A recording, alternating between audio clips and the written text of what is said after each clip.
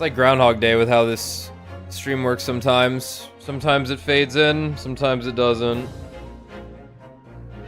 And tonight, we did not get the good fade in.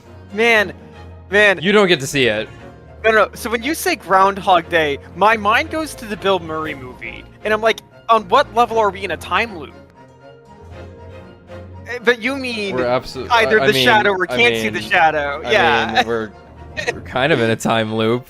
For sure, but it's just like, but Every if somebody day is says, the "Oh, same. the groundhog saying it," I assume they mean it's a time loop, not the it's real a ass binary thing. scenario. Yeah.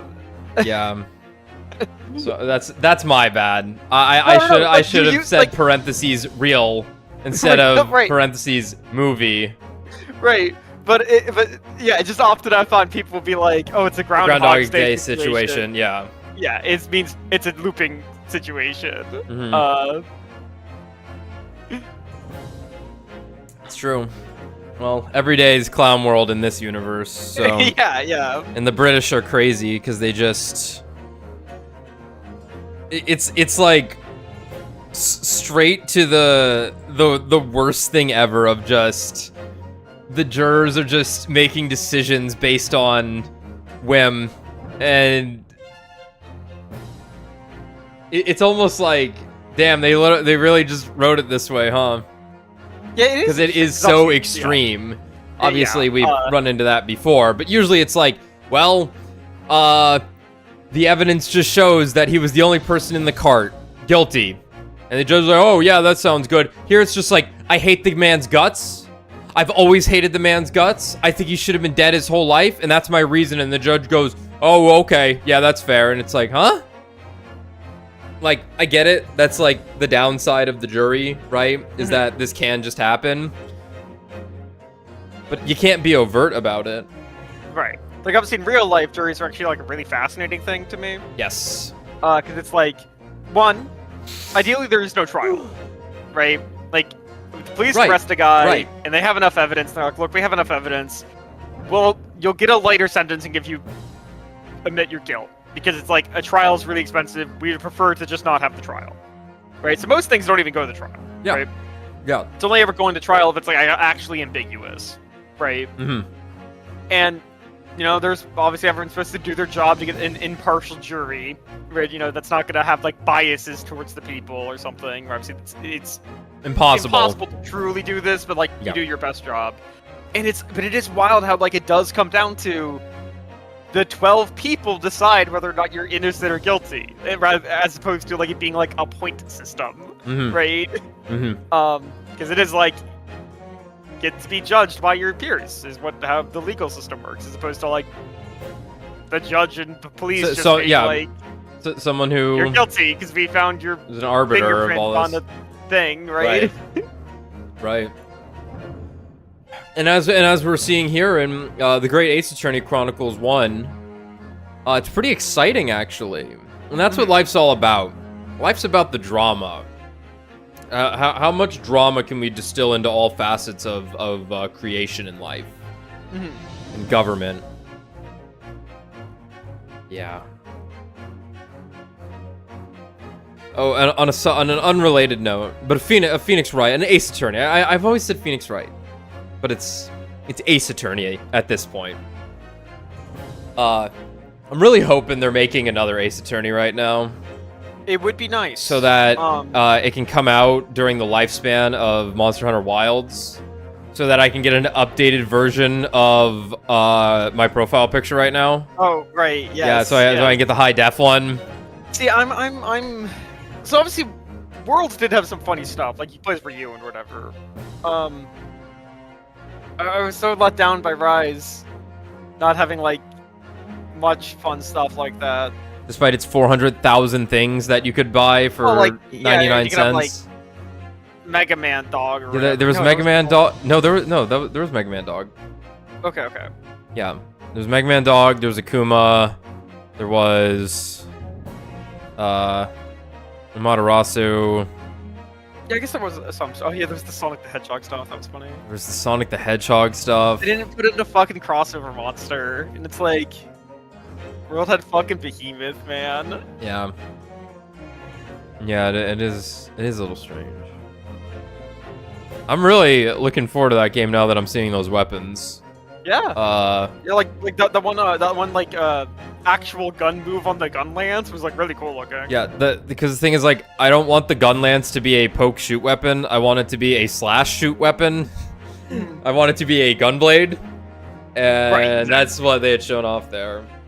And also, they are leaning into guarding in that game. And as a lance main, I'm a little excited for what they have in store. Sorry for the slow start here. I need to warm up a little bit. I feel like shit today. Just like nondescript. I'm just fucking out of it and probably shouldn't stream. So I need a moment to just talk and warm up. And let people get here, because I started at a weird time too. I would have started at 8, but then my brother came over and stuff, so I was waiting for them to leave, so it wasn't like, you know, I was starting and they're being like, oh, bye, Alex, and whatnot, right? Right. Yeah. Did you see that Risk Rain thing? I did see the Risk of Rain thing. That looked really promising. All the areas looked super cool, and that new character looked fucking awesome. Yeah, I'm in. It's funny because I'm kind of in two minds about it. Obviously, ever since we started playing Risk of Rain, like something I've been saying is like, where's the like support character? Yeah. Where's the healer? And they fucking full sent it. They have res. Yeah. And it's like, oh, so now I'm almost like, well, maybe don't do that, because now if you're playing 4-man Risk, someone has to play this character. Yeah. Yeah, but we've been playing 4-man Risk long enough that it's not needed. But also, like, I was looking at that move and I'm like, oh, you're asking to die with that move in late game. Yeah, you have to fucking stand still and do a 5-button input, and then play DDR, and it's like, that's super cool, but you have to do that 7 times without dying. Find their corpse among the piles of dead bodies. Yeah, like their corpse could be anywhere. Like you ragdoll when you died in Risk. Yeah, and it's like, is it where they died on their screen or my screen or the server? No. I'm sure it'll be cool, but I bet it's not gonna be like too intense. Or they're just gonna add a feature that lets you you might just be able to res people anyway, depending on like how stuff. If there's like you can just put a thing on the map where it's like, you know, X amount of money you can res a buddy. Which I don't see why that couldn't be in the game. You just make it expensive. Yeah. I agree. The Risk of Rain developers are assholes. Like, they made a great game. I had a lot of fun playing it, but they're dickheads. Like they made an old school game where they're just like, Lamau, wouldn't that be funny if we fucked over the player? That's kind of part of the charm. But all right, I think I'm good. Okay. All right. What happened? So what happened is we're in London. Scrooge McDuck, who was inside of an omnibus. Is there another way to say it? Like, is it Inibus? No, I don't think it's the omnibus. It's not the omnibus. Yeah. The omnibus. I'm just saying, like, I don't know, like maybe like our like, is it, you know, how it's like don't respect the aluminium. No. Don't respect the pronunciations of anything. Okay. We have the real pronunciations. They have the fake ones. All right, but anyway, so Scrooge McDuck was inside an omnibus with Mason. With this guy who died. Yeah, Fried Rice Mason. Yeah, Fried Rice Mason. Oh, my fucking god, man. And fried rice. Was sitting in a spot where he couldn't be seen by the dudes up above him through the sunroof, even though they really wanted to believe that he was the murderer because he had something against the guy, which is bizarre. Yeah, he was on the jury. Yeah, so presumably, Magnus McGilded was sitting right here. Yeah, these chaps, Shit Hatter and Fuckface, were sitting right here, so they could only see into this spot right here. And there's a third guy that was in this cabin, presumably. Yeah. And currently in question is, okay, Magnus, like, was Magnus withholding some information about what he saw? Right. That he told the police. That would be very bad if he didn't tell them the truth, of course. Like, was there a third person? How did the defendant not see the actual culprit. And we know that he falls asleep on these things. Right, so he's asleep. That's fine. Right? He wakes up, the guy's dead. That's how he gets the blood on his gloves, right? Yep. The question is, how did this mysterious fifth person both show up into the cab without paying, because we know that Beepo charged everybody 5 pence. Yep. And there was 20 pence. 20 pence total, five each. So there's 4. Yeah. Oh. Wait, no, never mind. And also, like, presumably, also, like, the omnibus stopped right after the scream. Like, the 2 guys at the very least saw the guy die right after he was stabbed, at the very least, right? Yeah. Omnibus stops, and this guy disappears without the other 3 seeing him. Assuming they're not deeply lying, but I don't think we would be at this point. Yeah, I think we're mostly through with these guys' lies or misunderstandings. At the yeah, I think we've had an agenda, but as far as we can tell, the other 2 guys were just there, right? Yeah. But yeah, it's like this would all happen pretty quickly. Like, yeah, carriage would have to stop. These guys are hopping down off top. Yeah, real quick. They see Willy Wonka holding the other guy's bloody chest, right? And it would look as if he had. Although there is this one other thing. A couple people seem to think that they saw a body being stabbed on the floor. Yeah. Right, as opposed to being stabbed in the chair. This has not been cleared up yet. Exactly. Like, so... I think I'm with you on let's go inside real quick. Right. So like earlier I was suggesting if there was gonna be 2 dead bodies, right? That one's hidden in here somehow. Now I'm thinking I'm thinking they're right here. Is still alive and hiding in the bus still. He's right here, yeah. Like, yeah, there's just no handle. Like, assuming he didn't die somehow, which maybe because that would kind of imply Willy Wonka did kill him. Yeah. No, I'm like there's. Why would we have this information about this right here if it wasn't going to turn out that there is a guy right here? Yeah, no, there's a guy right there. I think there's a guy in the courtroom with us right now. Oh! Sorry. All right. Yeah. All right. I'm gonna opt to not to do the voice I did last time because it was hurting my throat. It was hurting you. Okay. Yeah, it was yeah, you're holding it pretty well, but yeah. Let proceedings be resumed. Mr. McGilded, have you been listening to the discourse of the day? I was asleep. Be sure I have, my lord. There are now 2 matters on which the court desires to hear from you. The first is whether or not there was a 3rd party with you in the omnibus cabin, as proposed by the defense. The second is that if such a person was indeed present, why did you conceal that fact from the police?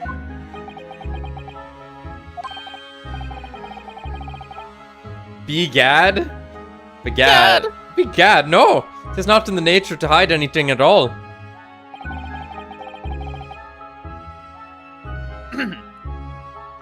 Just answer the questions, please.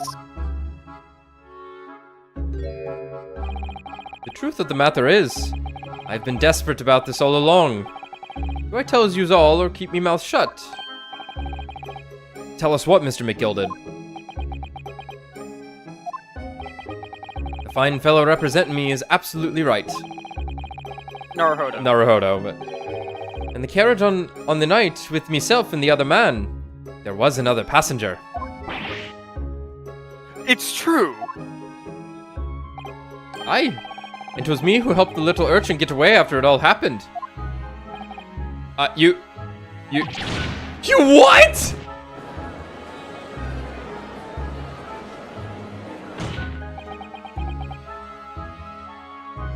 All right. This is. Little urchin? Was it a kid? No. Magnus McGilded, That convenient excuse can't save you now. I'm truly sorry, I am Lord Von Zeeks. Sure you'll be wanting to know why I said nothing when I was taken in by the police. I do be having a very good reason, I assure you. Which was? Well, the little child was just in the wrong place at the wrong time. And not in any way involved, you see. What? If the police had known the wee one was there, they'd have assumed she'd done it. They'd have hauled her into this here courtroom just like myself. I was only trying to spare her that. Young hearts and young minds are easily damaged, my lord.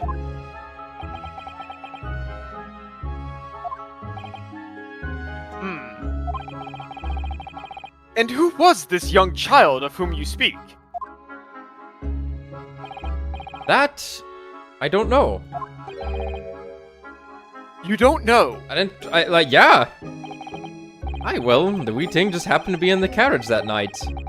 I never saw her before or since. Objection!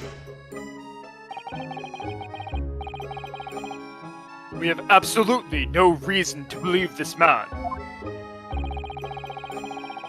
The prosecution calls for the witness's statements to be disregarded by the court. And that he is also a stinky poo-poo man that the jury should hate. Yeah! You know, I wouldn't be surprised if the urchin isn't here in this courtroom as we speak, listening to the proceedings. What? That's a wild thing to say. Whoa! Whoa! Ah! Fire! There's a fire! Look! Someone's trying to get out! After them! It's no use! I can't see anything through all this smoke! What's going on?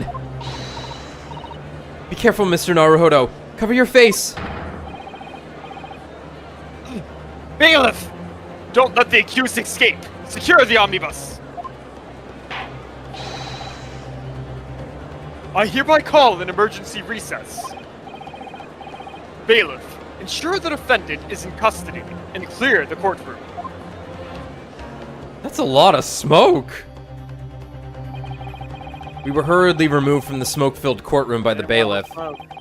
Amid scenes of chaos as people stumbled over one another in their desperation to flee the chamber, we had no idea what was happening.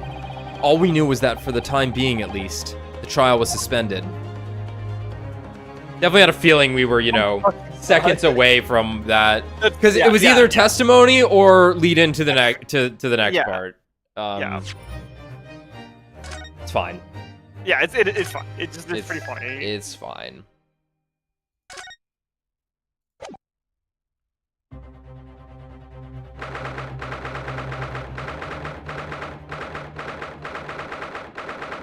The Old Bailey.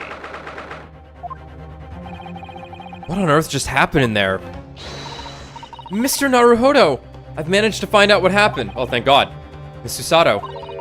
I was told it was an advanced form of smoke grenade, a type of exploding device that releases smoke. Smoke grenade? Like, when you smoke mid. Right, yes. Yes. It sounds like the sort of thing ninjas use. They're just making sure everything is safe now. I think the trial will start again before long, and hopefully at every courtroom. That shit might take a while to get out of there. But who would have done something like that? The police managed to catch someone who was trying to flee the courtroom, apparently. Flee the courtroom? Why? Well, it's a young girl of around 15, I hear. A young girl? And could it be the other passenger that Mr. McGilded was just talking about? My thoughts exactly. So he wasn't lying. Oh, what's become of Mr. McGilded, actually? There's so many things I need to ask him about, but he's not here. I think he was summoned to the prosecutor's antechamber to answer questions, along with the young girl. Who is she, I wonder? And what was she even doing here at the trial? She was taking a huge risk, and for what possible benefit to herself? There's another matter that's troubling me. What's that? The 20 pence. Oh,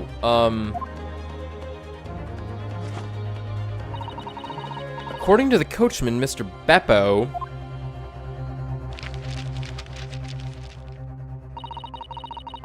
he took 4 passengers that night at a fare of 5 pence each. That comes to a total of 20 pence exactly.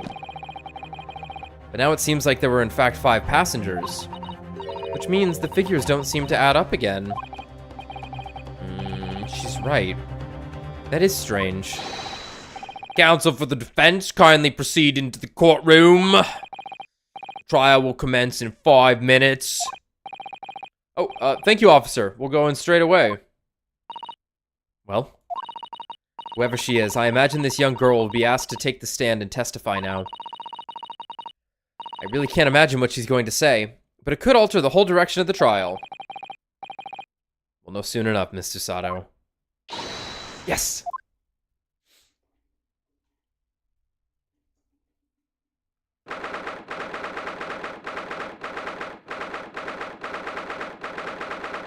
I'm smoking B. Ailey. That old B point. Oh my god! It's fucking Oliver Twist! They didn't show up! Should we even be surprised? No. Right? There's a young girl next to Mr. McGilded. Look. She must have been the one who caused the disturbance before. Well, after that eventful recess, the court will now resume the trial of Mr. Magnus McGilded. Now then, Lord Van Zieks. My lord. I believe you have established the cause of the smoke which veiled proceedings earlier. It seems to have been an advanced form of smoke grenade, of the sort typically employed by the army. Good gracious, the army? What in the devil's name? It was an elaborate attempt by a young girl to cloak her escape from the public gallery, but she was caught. And now occupies the stand. She's so cool. Your name, girl?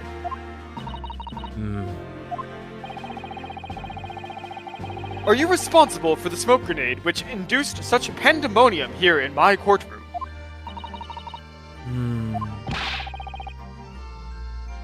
What is the meaning of this deplorable behavior? What a boring accent is she gonna have? She's gonna be cockney. What horrible text is going to show up on the screen? I fear it. Right-o. Ahem, if I may, my lord. Yes, Mr. McGilded. I think perhaps I ought to explain here why it is that this wee lass was here in the first place, and why she tried to bolt like that. It is all tied up with the events of that night, so it is.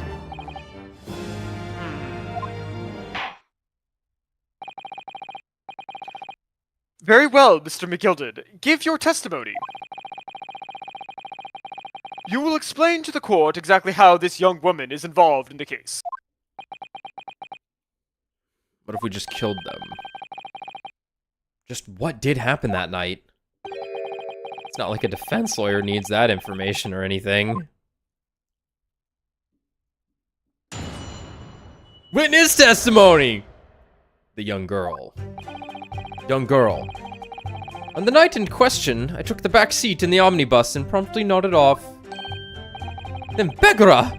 A loud thud and a wee scream woke me up with a fair start. There was a fella collapsed on the floor at me feet, so I sat him up on the seat across from me. Then I turned to find out where the scream had come from, and bless my soul, what did I find?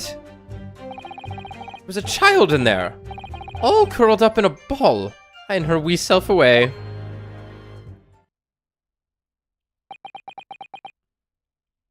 Inside one of the apartments? Remain somewhat baffled, I confess. But from what I gather, on the night in question, this young girl was indeed riding in the omnibus. Is that correct? It is exactly as the defense counsel said. This last was the 5th passenger, my lord.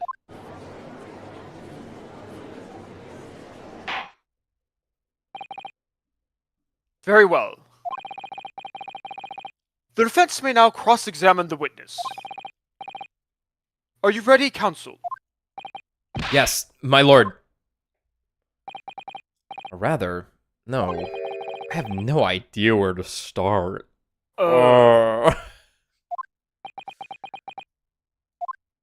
He's sleeping.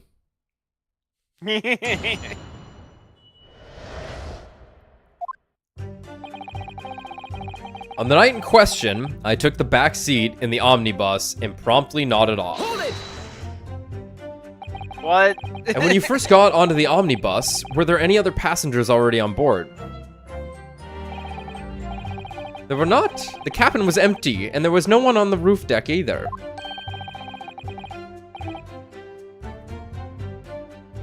You were the first passengers, as it were. I see. Aye. And that's why I took the back side as I did. 'Tis the most comfortable, so it is. Could you explain exactly what you mean by the back seat as to not confuse the callouts in the raid? By all means. 'Tis how you already described it earlier. I'm talking about the seat opposite the one in which the poor gentleman who was stabbed was sitting in. Like I said, 'tis the most comfortable and where I feel most at ease. And of course, I enjoy gazing through the skylight from time to time as well. He's sleeping.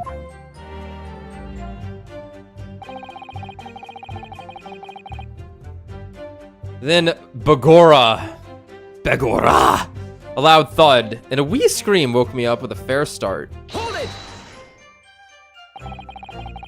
A loud thud, you say? And a scream? Aye, that's right. How can I explain it? 'Twas like the sound of someone falling to the ground. That sort of noise. Do you think it was the sound of Mr. Mason falling to the floor having been stabbed? Well now, you'll remember I was asleep at the time, so I wouldn't like to say. And when the sound woke me up and I opened my eyes, there wasn't a soul to be seen in the carriage but the fella on the floor. You didn't see anyone? But at the same moment, you did hear a scream. From the seats above you on the roof deck, I presume. Not above me, no, my lord. 'Twas from inside the cabin. But I wasn't altogether thinking about the scream. No, I was too stunned by the desperate sight before my eyes. There was a fella collapsed on the floor at me feet, so I sat him up on the seat across from me. Right, so I guess the idea is here, the stabbing on the floor was just McGilded being in a position above the guy to pick him up. I'm guessing is the idea there. He was never stabbed while he was on the floor. It just, you know, oh, the guy was stabbed. Oh, I saw him on the floor. He must have been stabbed while on the floor. Yeah. Alright, there's a fellow collapsed on the floor at me feet, so I sat him up on the seat across from me. You sat him up? The victim, you mean? Aye, that I did. On the seat across from me, as I said. I could plainly see the poor devil was already gone. And you wouldn't leave a dead man just lying on the floor now, would you? Probably no room for it either. He'd be all, like, crumpled. 'Tis common courtesy, so it is. I find that a little hard to believe. You wimp. Ara, Lord Van Zeeks. Now, why would that be? Ara.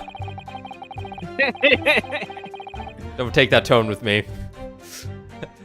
You wake to find a man lying dead at your feet in a carriage. Any normal person would hail the cabman. Any upstanding member of London society, that is. What? Huh? you could do both at the same time.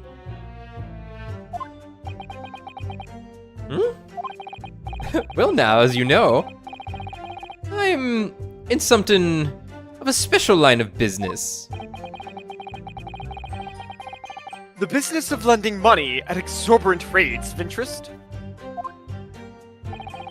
Fortunately, my lord, not everyone is thankful for the help I offer them, and some would even see me dead. So, I do try where at all possible, to avoid getting myself in a tangle with trouble. Are you suggesting you were just going to leave the man there? Heavens alive, no! I was always intending to report it, so I was. Only, I had a mind to find out the whys and wherefores first. Alright, that one's on you. That's kind of, you probably shouldn't have done that. The whys and wherefores. Naruhodo, you are? Right you are. There were some details I wanted to understand before. Anyone else got to meddling? That wee scream I heard, for example. Wouldn't your good self do just the same? Yes, the scream he says he heard at the same time as the thud of the victim collapsing. Then I turned to find out where that scream had come from, and bless my soul, what did I find? Hold it! I'm afraid I don't understand. I'm sure you told the court that there was no one else in the carriage except yourself and the victim. Aye, so I did, sir, so I did. As far as I could see, that is. What do you mean by that? Well now, 'tis a queer thing.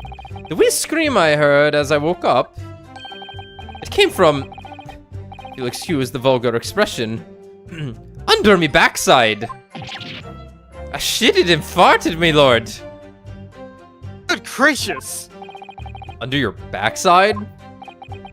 When I lifted the seat on which I'd been sitting, I found there were a wee cubbyhole there for storage. Mr. Naruhodo, can we examine the omnibus ourselves? We can examine the omnibus ourselves, remember? Yeah, I know, we already did. Yeah, of course. The whole bus was submitted as evidence. This would be a very good time to have a thorough look around inside. I guess we could just do that even though we already have? Just in case something else pops up here.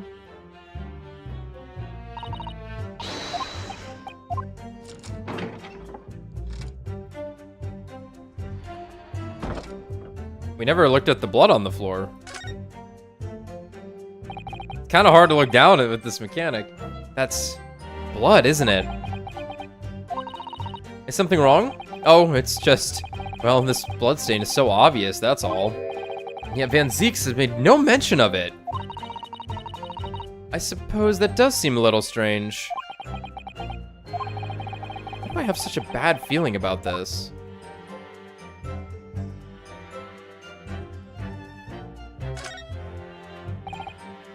Seat has a handle, it seems. Was there nothing in there originally? This is a storage compartment, but there's nothing in here. It's totally empty.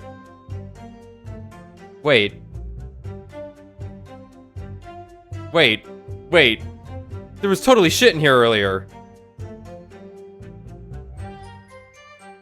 It's totally empty. Something doesn't seem right here, but I can't put my finger on what it is. Wait, is this bloodstain new? We were just looking down at this. Holy fucking, what the fuck? No, it might have been just out of view. Uh-oh, whoa. Kino alert.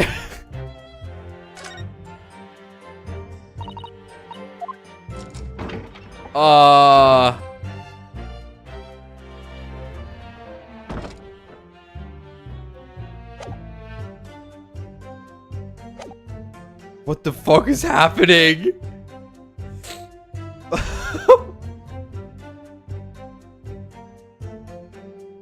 And that's when I found her. There was a child in there, all curled up in a ball, hiding her wee self away. Oop, meant to press. I do wonder how you must be feeling, Mr. Naruhodo. Being the defendant's lawyer, and yet finding myself as stunned as everyone else at his testimony? let's just say it's trying. You certainly had precious little time to talk to Mr. McGilded before the trial. But we mustn't be dispirited. We must try to learn all the facts we can. Yeah. Yeah, when we arrived in London this morning, I didn't see my day panning out like this. Mr. Naruhodo, no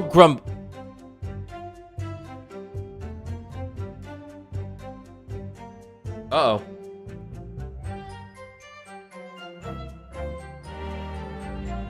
Hold on.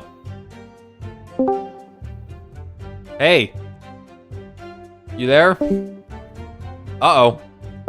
Sorry, guys. Discord's being fucked up. Is my internet okay?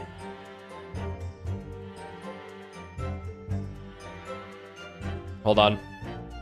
We have run into some technical difficulties, it seems.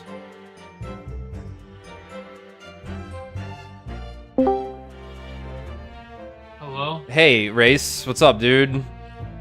Our fucking our voice channel just died out. I'm Yeah. watching the stream. Yeah, it looks like Tommy's having problems. I was wondering why he wasn't saying anything when we were looking at the Yeah, let's move to that channel. Let's see. Hello? Is he alive? I don't think so. Uh-oh, gamers. He might just be AFK. I was moving around, or were you moving him? I moved him. He's probably not AFK. I don't see why he would have suddenly gone AFK. But still, Yeah, hey, Hi. you weren't AFK, right? No, this Discord was fucking up. Yeah, that's what I figured. Okay. Yeah, the moving me around was not helping. For the record, that was definitely making the problem worse. I Okay. just moved you once. Oh well, it was like on my screen. It moved like 7 times. Oh dear. I didn't do Can you? Was it? Does Discord update automatically? that. When you close that Discord, There would be a green arrow if there was an update available. Okay. Mine has an update, but I don't close my Discord ever or turn my computer off. Right.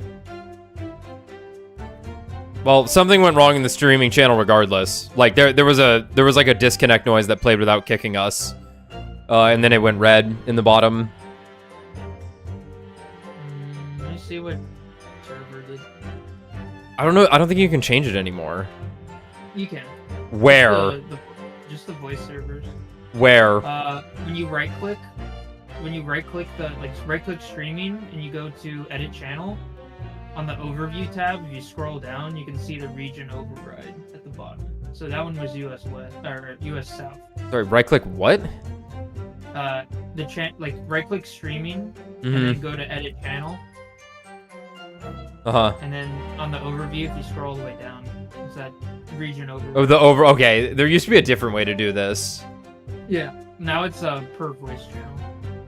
Interesting. But this one is automatic, so Yeah. why it's working. Well, it's fine right now. I'll change the comment, but I just wanted to help you guys figure that out. Yeah, that was Thank you. weird. Yeah, we should be good here. Well, I'll just say...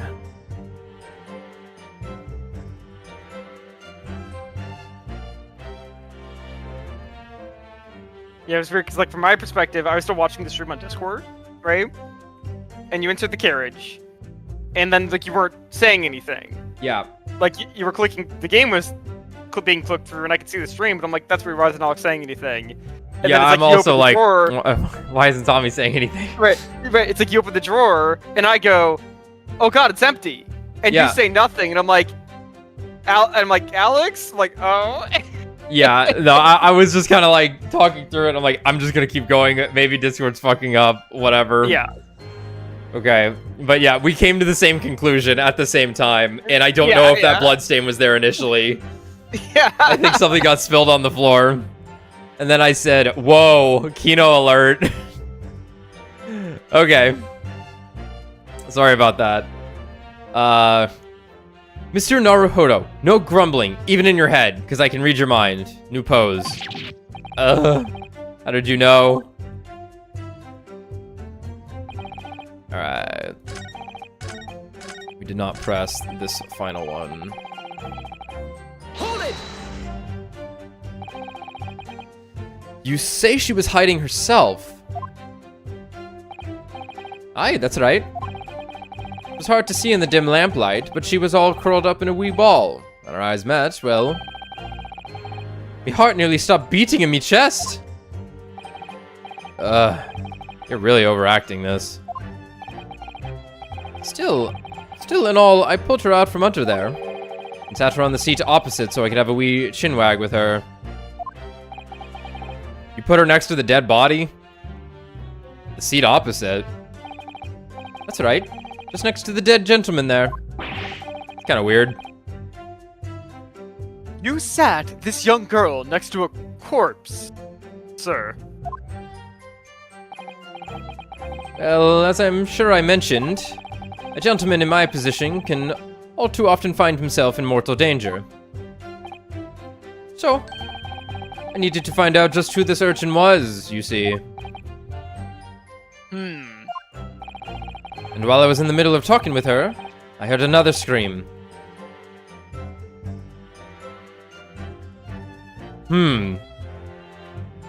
Interesting. A fella's voice this People time. up top?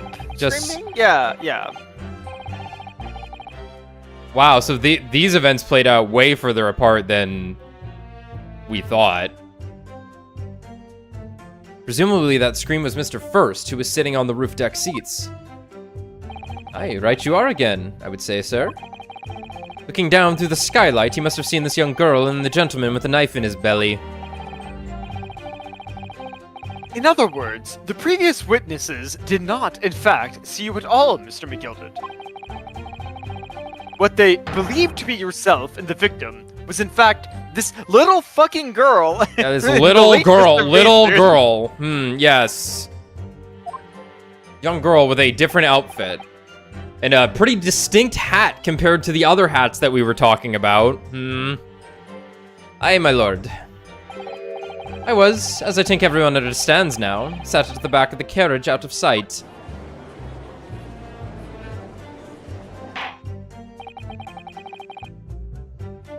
It is certainly plausible.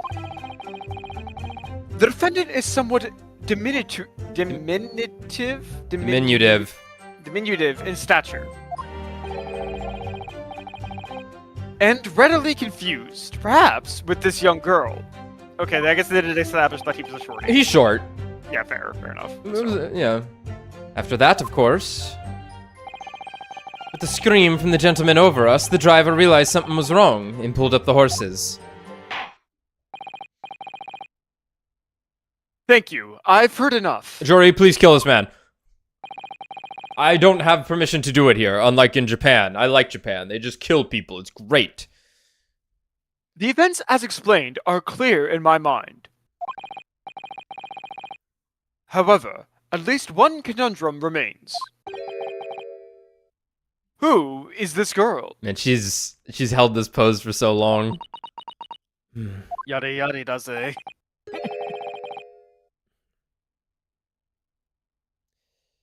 Her name is Gina Lestrade, my lord. Gina Lestrade.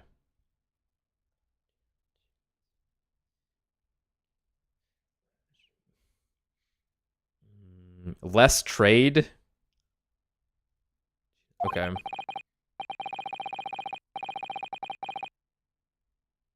Oh, I was gonna say less trade, like stealing. You don't trade, you just steal. I think that's just the name of a character in Sherlock Holmes. I hate this. Also. I'm mad. I'm angry about this. I don't want their names to be references to books. I want them to be puns and stupid. She's a chancer. Earns her crust among large crowds, relieving people of their purses. What's commonly called a pickpocket. What? Off with her head! Kill her! This girl here, a petty thief! Judge, it's Victorian London. Everyone's a petty thief. No, if I see someone dressed like that, and they're not quite an adult yet, I'm assuming they're stealing something from me. Oh, absolutely. Like that cutscene. That kid was sitting at those steps. And I'm like, luggage is gone. Like first thing that's gonna happen, that luggage is gone. Bye. Yeah. Order. Is this true, Mr. Strayed?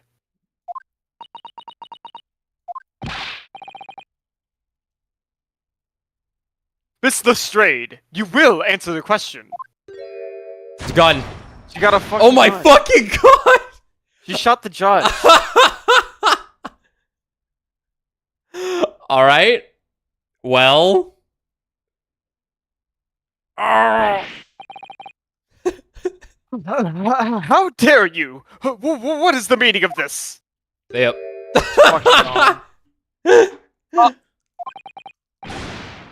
The girl! She's gone! Open your eyes. I'm over here. I knew it. There weren't gonna be full words, damn it. There was gonna be apostrophes. I'm over here. Good gracious, how? What the fuck was that? What was the point in that little sidestep? What the hell? I know what you lot are thinking. Grown-ups are all the same. This dirty little dipper, you'll see, slipped up and got caught on the job. She got herself backed into a corner, so she knifed the gent. Go on! That's what's in your heads, ain't it? No, not at all. This is a court of law. We're here to determine the truth, not cast. That's it. I'm killing you. Oh, not the stink! Oh! Oh!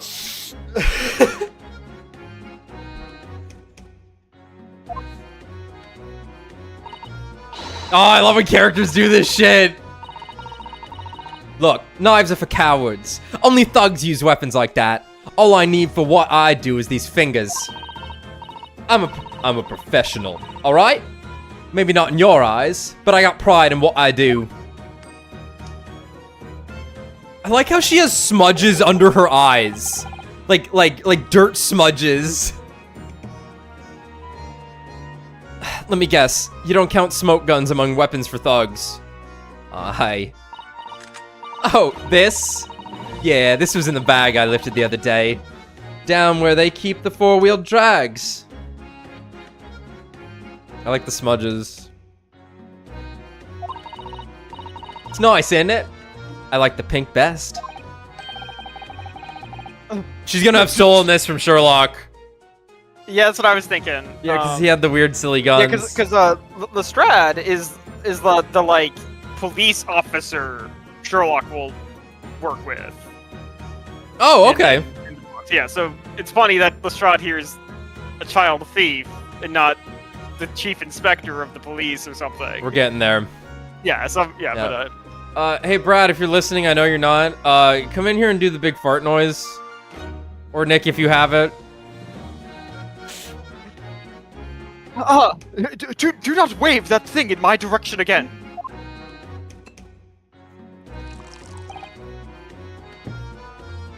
So, you admit that you were riding the omnibus on the night in question?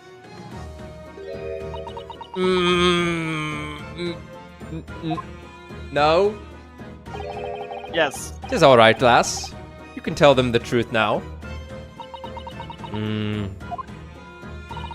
Alright, yeah. It's just like the Irishman said.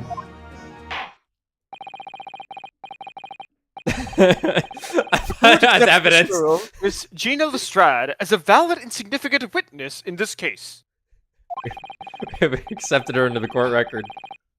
Accordingly, young lady, we will now hear your testimony, if you please. Alright.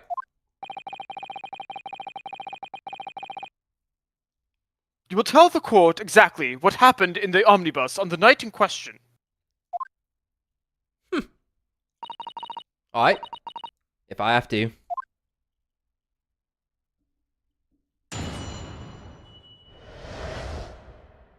What the girl saw. So, I snuck inside the carriage before they hooked up the horses, just like always. But it was a ride all wasted time. I got nothing to show for me troubles that night. I'll tell you can't see a blind thing in that hiding place. It's pitch in there.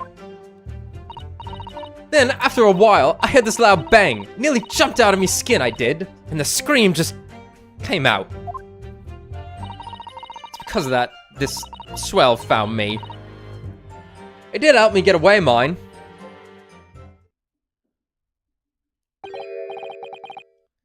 Yes, he let you go. I fail to understand why you would let this street urchin go, Mr. McGilded. Oh, 'tis simplicity itself, my lord. You see, she couldn't possibly have killed the other passenger. I knew that for a fact. How? She was in the storage compartment. As I'm sure I said before, sir.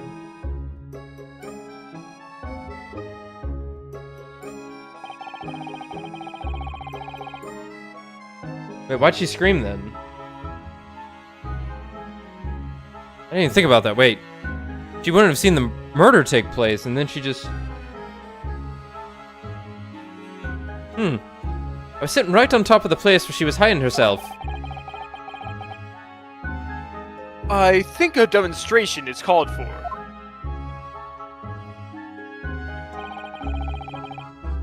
This is where I was sat that night. And the cubbyhole of which you have spoken is underneath this seat, I presume.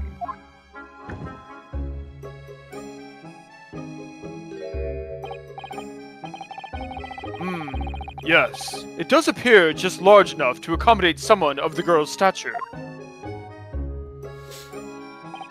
Aye, but of course, the wee lass was stuck in there, because I had parked myself on the seat for the duration.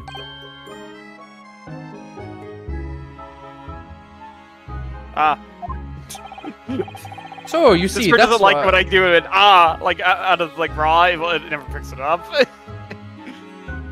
So you see, that's why I let the last bolt. I knew that if the police found her there, they'd automatically assume she'd done it. But I couldn't live with myself if a young life was ruined when all the time I knew she was innocent.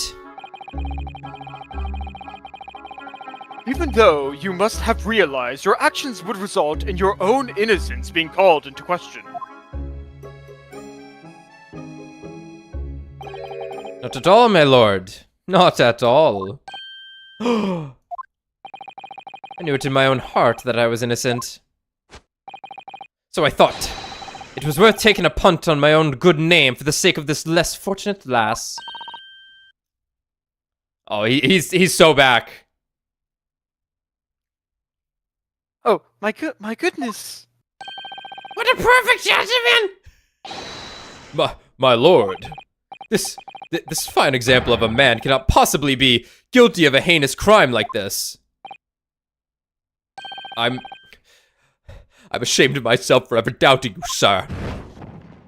Yeah, alright. Now it's working in our favor. This isn't so bad suddenly.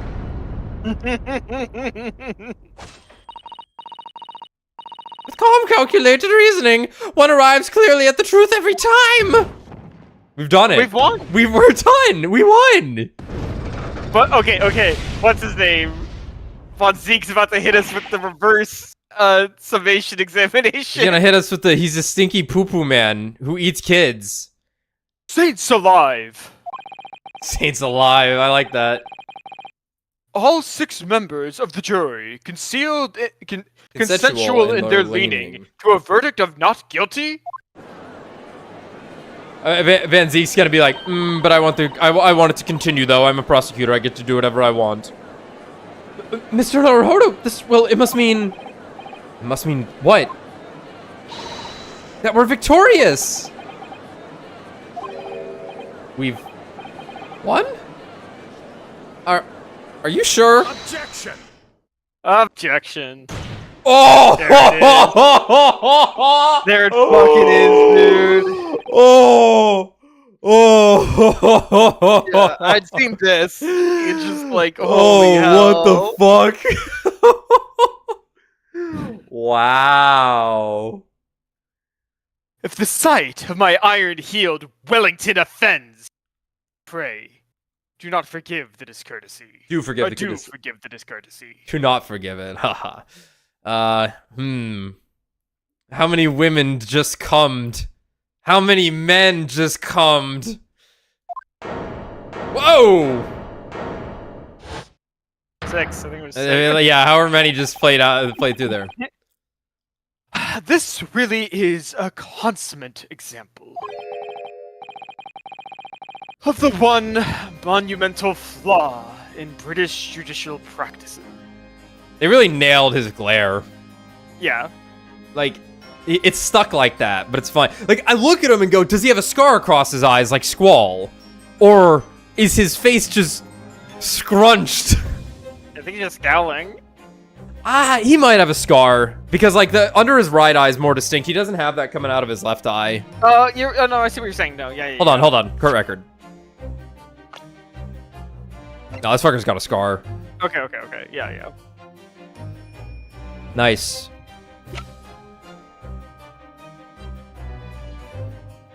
Young woman who witnessed the incident from her hiding place aboard the omnibus on the night of the murder. She was discovered by the defendant.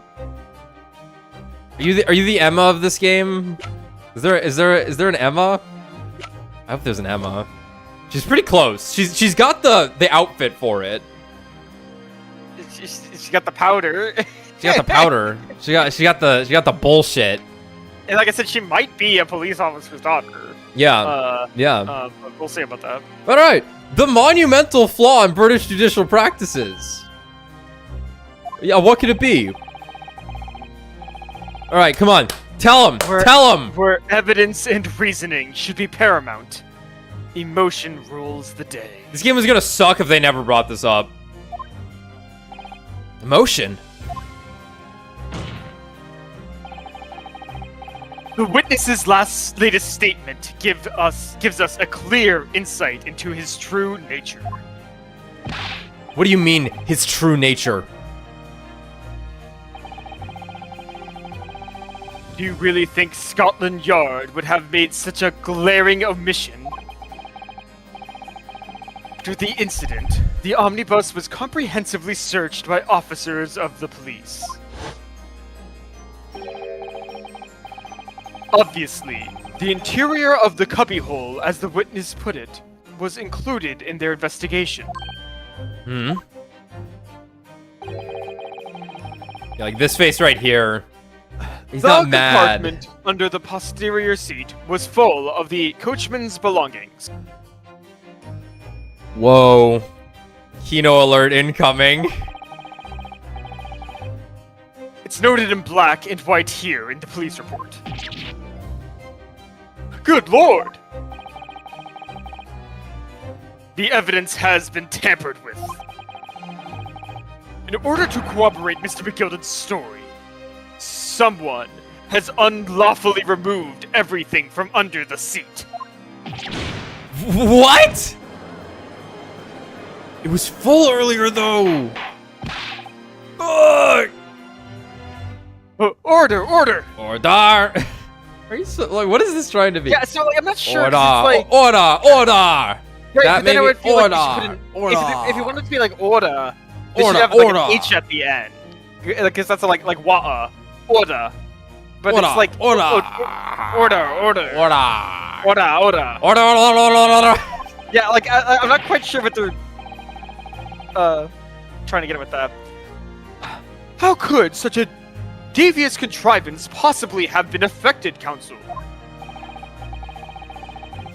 Good pose. Naturally, we must acknowledge the deficiencies. The deficiencies. The deficiencies of the constabulary in allowing this to have happened. Deficiencies, okay. Deficiencies of the constabulary. Fuck. However, I assure you, when the omnibus was wheeled into the courtroom this morning, the compartment under the seat was not empty. Well, my Nipponese friend? Me? Who else? When the carriage was submitted as evidence, Doubtless you examined it in fine detail, as would any self-respecting practitioner of the law. Pray, what did you find the condition of the under-seat compartment to be? Shit was full. Oh, to be sure, the young gentleman will be able to clear this up in a jiffy. Sorry? Go ahead. You tell the court now, fella. But this is all an elaborate excuse by the desperate Lord Van Zeeks.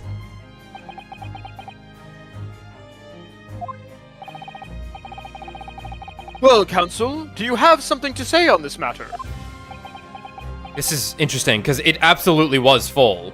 Right. Why are they making it seem like I need to lie here? Well, because if you lie, your client gets off. Yeah. This is a test of your character. Yeah, how am I supposed to answer? What can I say about the state of that little compartment under the seat in the omnibus? You say... I didn't like that so... it wasn't because empty, because you always tell the truth in these games. You gotta tell the truth, right? Because it's like the thing is, we lie, and Zeeks is like, gets us, like, because the thing is, if you're caught lying to the jury, Yeah. like, you're fucked. You're, like, in a real court of law, like, that's the worst thing. Like, if your character is called into question, it's over, right?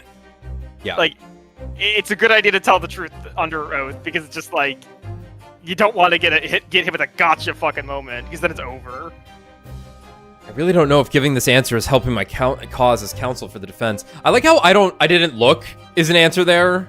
Because you might not have. Because you might not have. Or, yeah, like, the I don't know is obviously the go-to for these cases, actually. Because he's for the defense. But as far as I remember, at least, when I first examined the compartment, I'm fairly certain there were a number of articles inside it, yes. Are you sure, counsel? How'da? Bewist? How'da bewist? What are you saying now, you daft daw? I thought you were on my side here. These Nipponese. Ugh. Ugh. Ah!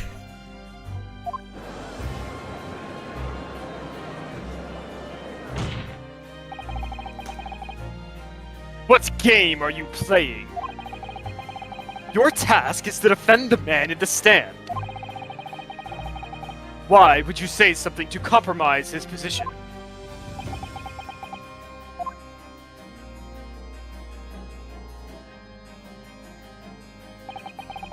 As the advocate for the defense in this trial, I confess I'm still not entirely sure where I stand.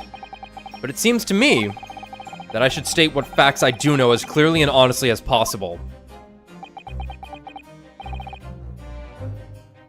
Oh! Interesting. 'Tis not altogether pleasing, fella. I'm simply telling the truth, Mr. McGilded. Well, don't forget that you're supposed to be representing my best interest here, lad. The last shrimp I dealt with the rice fryer. You'll get what's coming to you. Not that I did it or anything, but you know. Now then. Fella's memory is a curious thing, and not altogether reliable. No. The court must consider the facts.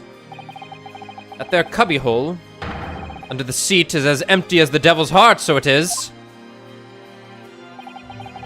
Do you think perhaps it would be in your best interest now to admit that you might have been mistaken? Why? How do I feel like something's not right here?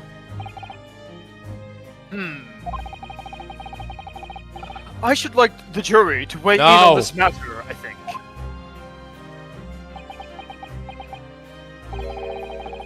That compartment is designed to house equipment used to maintain the smooth running of the carriage.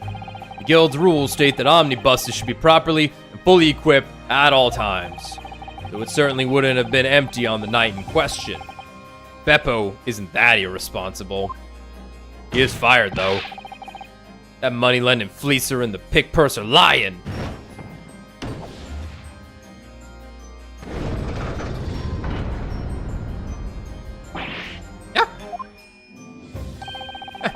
I can't believe I was nearly taken in. The stinking rich are always stinkers. Nothing but cowards. The lot of them. What? Oh no. It's a trick. Of course it's a trick.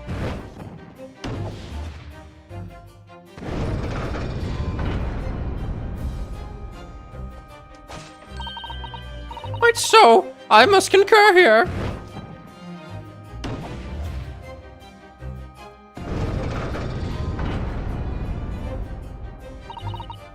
With calm, calculated reasoning, one arrives clearly at the truth every time! Yes, but every time a different truth, it seems. Yes, but every time a different truth, it seems. Alright, back to neutral. My lord, I humbly exhibit the scales of justice. Clearly, a verdict of not guilty at this time would be wholly inappropriate. Thank you, counsel. But before we proceed any further, there is the matter of the outstanding cross-examination.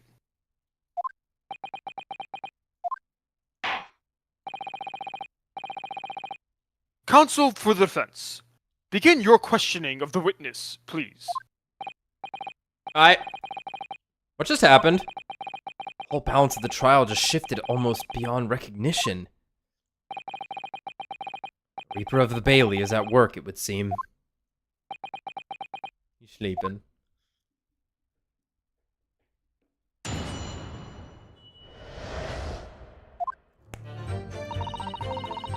So I snuck inside the carriage before they hooked up the horses. Just like always. Hold it! So you were already in the omnibus before it even set off on its run? Well, yeah.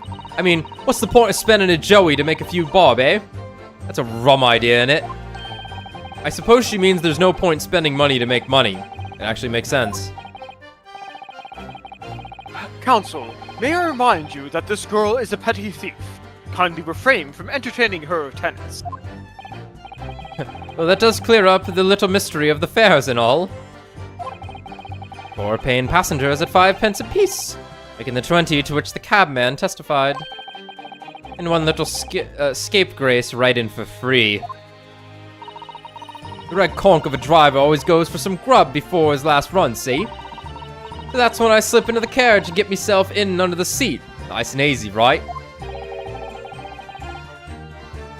But your hiding place is a storage compartment. Full of equipment for the coach, no?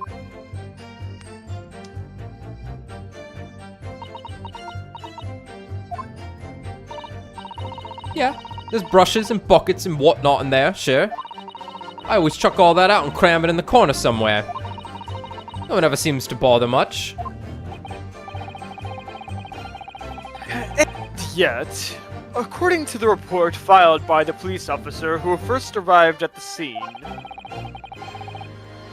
the compartment was full of such paraphernalia. It's interesting. I don't think I ever would ever paraphernalia. Yeah, I didn't realize there was an R in that word. Paraphernalia. Maybe the R is not pronounced. Well, I don't know nothing about that. Like I said, I moved all that stuff out so I could hide under the seat. That's all I could tell ya.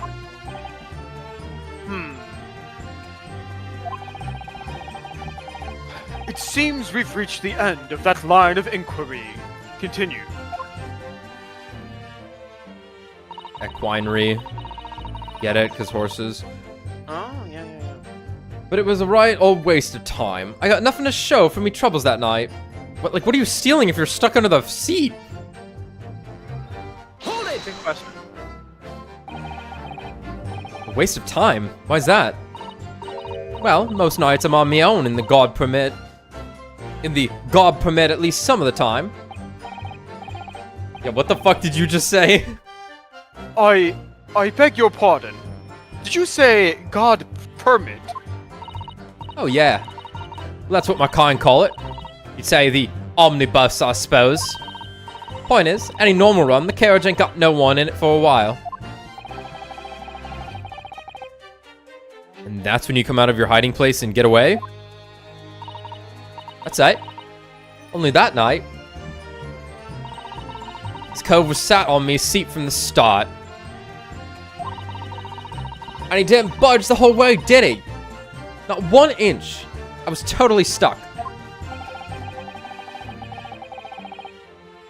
Do you mean to tell us that you were present in the carriage for the duration? You were under the seat the entire time while events unfolded in the enclosed cabin? Yeah. Right, mister? To be sure, to be sure. I was as shocked as anyone. You don't expect to lift the cushion you've sat on and find a child now, do you? What am I, a hen? So this Miss Lestrade couldn't possibly be the culprit then. I'll tell you, you can't see a blind thing in that hiding place. It's pitch in there. Hold it! So you couldn't see out into the cabin at all. Not a jot. Most days I push the cushion up with me head and look out the crack. Then I can have a butcher's at who I'm gonna fiddle. I thought you were a pickpocket, not a butcher. I mean, I can have a look. The seat I get under ain't as plush as the other ones, see? So most of the time, the passengers plant themselves opposite. Really? Okay. But for some reason that night, this here Irishman spent the whole journey right over me head. And for that reason, you weren't able to push the cushion up to peek out, I see. Truth is, I ain't too happy in small, dark places. Feels too much like being thrown in the clink. But it's the only place to hide in them carriages. So, it's Obson's choice. So it's Obson's choice. Who's Obson? Why doesn't she just stick to picking people's pockets in the open then? I'd say there's some reason that she's not letting on, judging from her demeanor. So anyways, I was a bit scared, but I had to just stick it out until there. Nothing else for it. Then after a while, I heard this loud bang. Nearly jumped out of my skin, I did, and the scream just came out. Loud bang. Right, and this woke the other guy up too. Right. So right, yeah, I must... his body hitting the floor. Maybe. Yeah, okay, sure. Body hits the floor, he wakes up, picks him up. There's the scream. Here we go. Someone falling to the floor, yeah. When you say a loud bang, do you mean the noise of someone falling to the floor? Could have been, I suppose. I don't remember so well. Point is, it made me jump. And you let out a scream. Involuntarily. That's right. And then I felt the cushion over me head get lighter all of a sudden. Presumably when the defendant got up in order to help the victim. Yes. Or not. Fuck. It could equally have been the moment the accused stood in order to stab his victim. Could it not? And what was the bang? Oh. Well, girl, did you see what happened at the crucial moment? Yeah, I saw it. I pushed up the cushion, had a quick butcher's while I had the chance, didn't I? The Irishman was sitting up the bloke what? Oh my god. The Irishman was sitting up the bloke what had fallen on the floor on the seat opposite. Jesus. That matches Mr. McGilded's account, of course. But then, the fella suddenly turns around and looks right at me. I sunk back down again, but it was too late by then. I should never have risked looking. It's because of that, the swell found me. It did help me get away, mind. And when Mr. McGilded discovered you, he pulled you out from your hiding place. I was scared stiff, I was. He dragged me out and sat me down on the seat and all. Next to the dead body. Next to the victim, Mr. Mason. Yeah. The bloke got a knife in his guts. He was still bleeding. Then the carriage lurched a bit, and he ended up falling onto me. Ooh. Ugh, how awful. Both me hands got covered in blood. Made me feel sick as a dog. Both her hands covered in blood. Both her hands covered in blood. That must be what the rooftop passengers saw. Right. After that, I believe you talked with Mr. McGilded for a while. Is that correct? He asked me some stuff. Wanted to know me name and what I was up to in that. Then I heard something from up above. Someone screamed. Yes, Mr. First on the roof deck, one would presume. There's an inconsistency here. He said he didn't know her name, Magnus. Oh, sure. Did he say her name just now? God, he might have known it. Let's ignore that. I could totally be wrong about that, but I thought he said something about not, like, do you know who this person was? And he was like, well, I only saw them.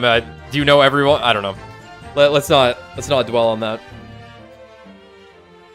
Yes, Mr. First. Well, I didn't want no one seeing my face, so I didn't look up.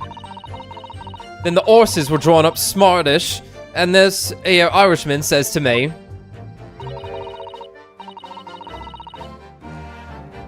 "Oh, okay.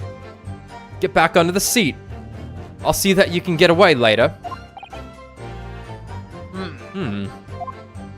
Right, so, like, on some level, seemingly right now, it almost seems that Magnus did kill the guy and hire Gina to, like... Not looking good. To make him seem more innocent. Not looking good. Because presumably she fired the flashbang so she could move the stuff out of the carriage, right? Yeah. That is a high possibility. Someone had to have grabbed something. Not necessarily her. You know, it might have just been, oh, perfect, I can grab the evidence or whatever, right? Right. But Magnus is the one who's benefiting from this, so it's like... Yeah, and then they spilled something on the floor on the way out, though, I think. Yeah. Maybe they did that because, in their story, the guy got stabbed on the floor, but he didn't actually get stabbed on the floor. Presumably he still fell. That's what it sounds like here. Okay. Well, according to Gina and Magnus, he did. These are different colors. Oh my god, was it Zeke's? What? Was this Zeke's wine?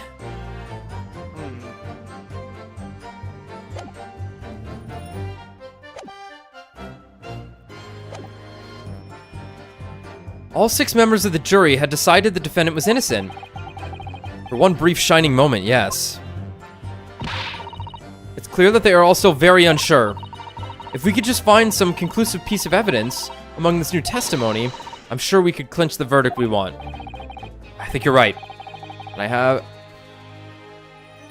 Careful, Alan. And I have a feeling something's bothering me, but I just can't quite put my finger on it. I hope that picked up. I said the sentence, but I muted myself during that word. Okay, so finally, after 20 hours, we have to present evidence on a testimony. I think we did do that a little bit. I just feel like we haven't done that in this case yet at all. Yeah, presented evidence. Okay. What we got? Well, we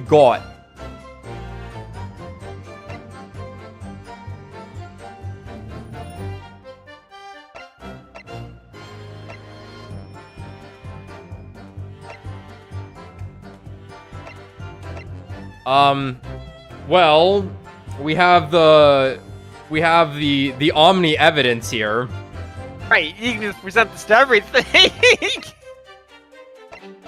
In fact, I think it's all we have. Let's see. So I snuck inside the carriage before they hooked up the horses, just like always. Waste of time. Don't matter. You can't see a blind thing in that hiding place. It's pitch in there.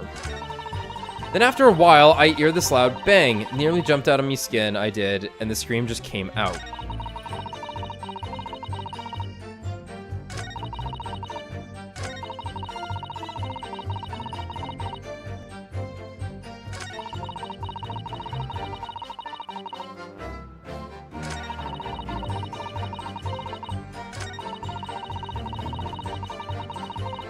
We pressed all these, right? Pretty sure.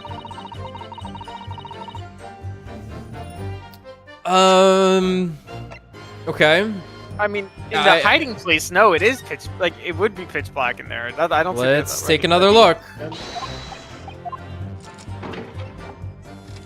It's all I can think of right now is right, but it's like it's fucking. It's under a seat. There's no light in there. The peephole. Seat looks reasonably soft, but it's actually rather hard when you sit on it. And only just wide enough for two gentlemen to sit side by side, really. Of course, an English gentlewoman would be dressed in such finery. It would be quite impossible for her to climb up to the roof deck, so she would have to be seated in here. A woman in a kimono would have the same problem. Women's clothes are very impractical, aren't they? So maybe the issue here is the fact that she mentions that... No. No, that's... No, you're not getting any light in there. That's pitch black. No.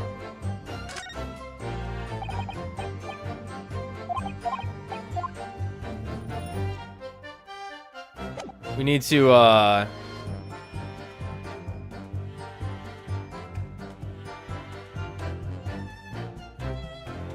just, look around one more time, just in case. Many such cases of, we just didn't look at the thing properly, so... Right. I'm going with it's not this right now, though. No. I'm seeing no way light's getting into that compartment. Yeah, I know. I'm checking for anything else that they might talk about now. Okay, I know.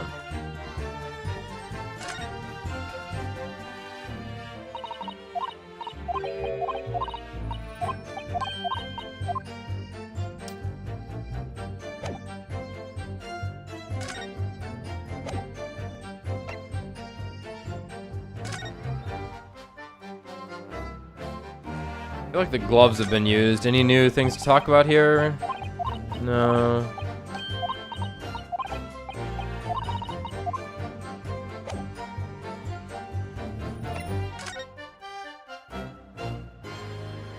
Motherfucker's missing a button? Uh-oh. That's gonna be important. Who's got the button? How did you get blood all over your hands? Right, like...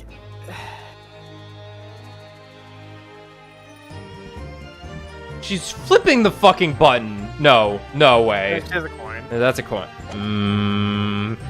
Stay paranoid. Stay paranoid. Stay paranoid, I guess. So that'd be weird if she had the button.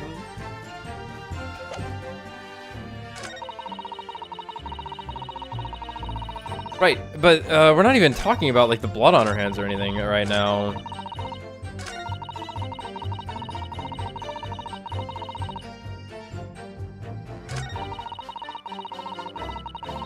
Hold it! Let me skim through this again, just in case it's something in the press.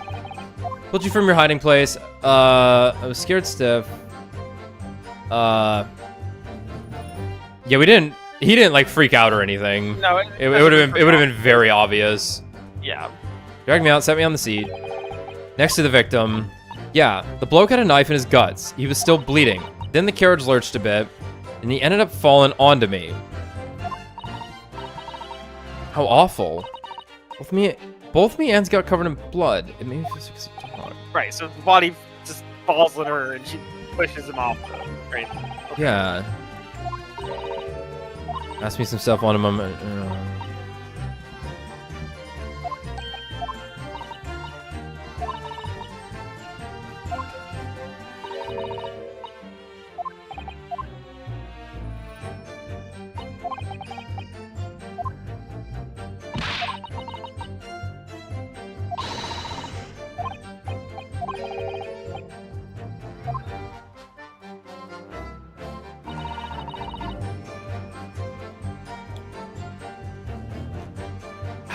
He had mentioned something.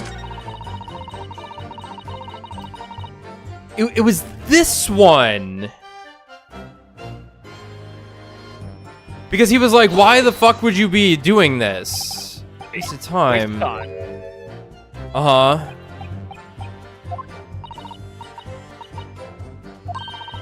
Point is, any normal run, the carriage ain't got no one in it for a while. And that's when you come out of your hiding place and get away. That's it. Only that night. This cove was set up. Yep.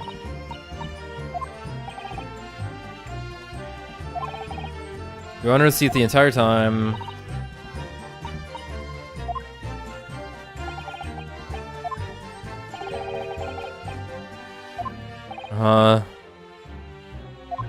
Wasn't this one then? It was a different one. Was it the first one? Hold it!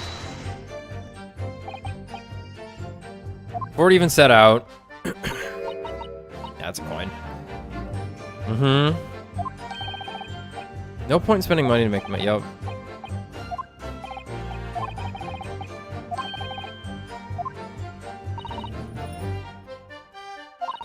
That's when I slipped into the carriage and get myself in this.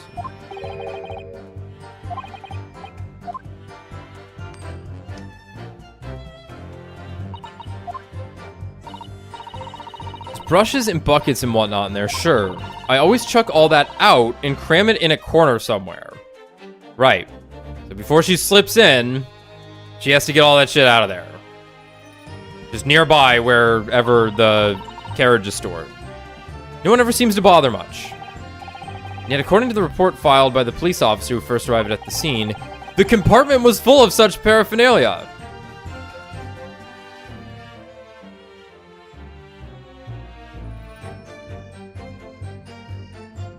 What is happening? Well, I don't know nothing about that. Like I said, I moved all that stuff so I could hide under the seat. That's all I can tell you. Yeah, I am.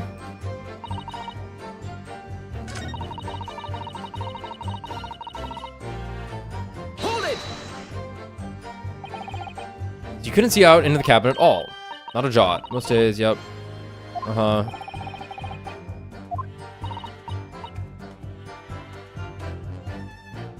Okay. Most of the time, the passengers planned themselves opposite. But for some reason, that night, this here Irishman spent the whole journey right over my head. And for that reason, you weren't able to push the cushion up to peek out. I see. Truth is, I ain't too happy in small dark places. Feels too much like being thrown in the... No. What the hell's this? Wait. He didn't do this the first time, did he? Oh, come on. Discord died again.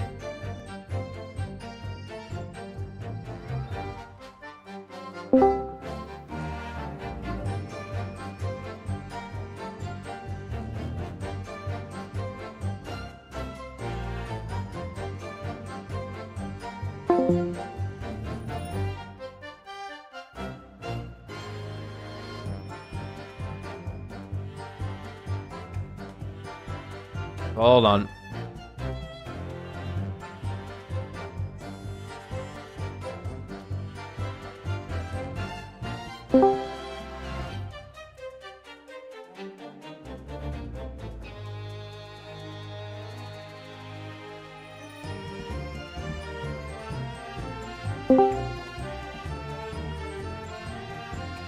Hello? Okay, it's not just Discord, it's like the internet. The internet! Yeah, Wow. I was playing Star Rail doing the trash can event and having your stream on the side, and I got DC'd from Star Rail, along with Reddit also was broken too. So Oh, Yes! Great! I love it. Void. It's fucking over. Everything's breaking. There's nothing bro. out there. Okay. Great. Yeah. Okay. Thank you once again for informing us of the end of the world. The little bit of an update going on. Yeah, just let me know when the sun explodes. All right, man. Yeah. All right, cool. Take it easy, man. Anyway, what's this bullshit? What's this? You have to repress something bullshit. Unless he did it the first time and we just missed it. Oh, there's no way, dude. It's really fucking obvious. It's very obvious. Excuse me. Alright. Excuse me, are you fucking with my internet right now? Is something wrong, Mr. McGilded? Huh? Oh, I do apologize. Was there something the matter, Counsel? I'm just wondering if Miss Lestrade's last comment made something occur to you, perhaps. You seem to be thinking something to yourself. Turn it back up. Oh, no, no. It was not important. I was feeling bad for the poor lass is all. I remember feeling desperate myself as a young lad, shut up in the dark. It was terrifying, so it was. Fuck. No way, dude. Discord already broke again. Already? That's funny, because I could just hear him.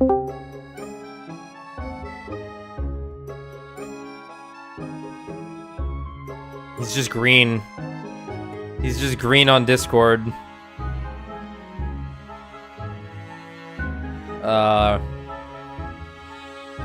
Though I could hear him. Hi. Hey.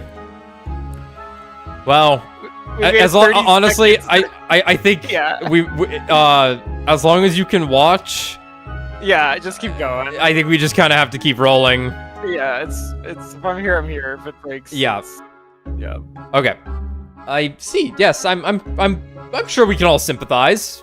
I'm still scared of the dark now. After that wardrobe. And I don't know about yourself, but I find that the darkness seems to make everything you hear seem that much louder as well.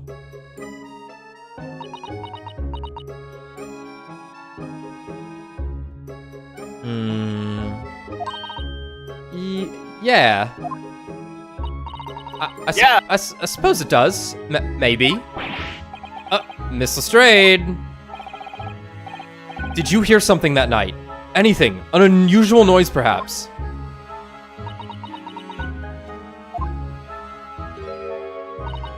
Nah, not really.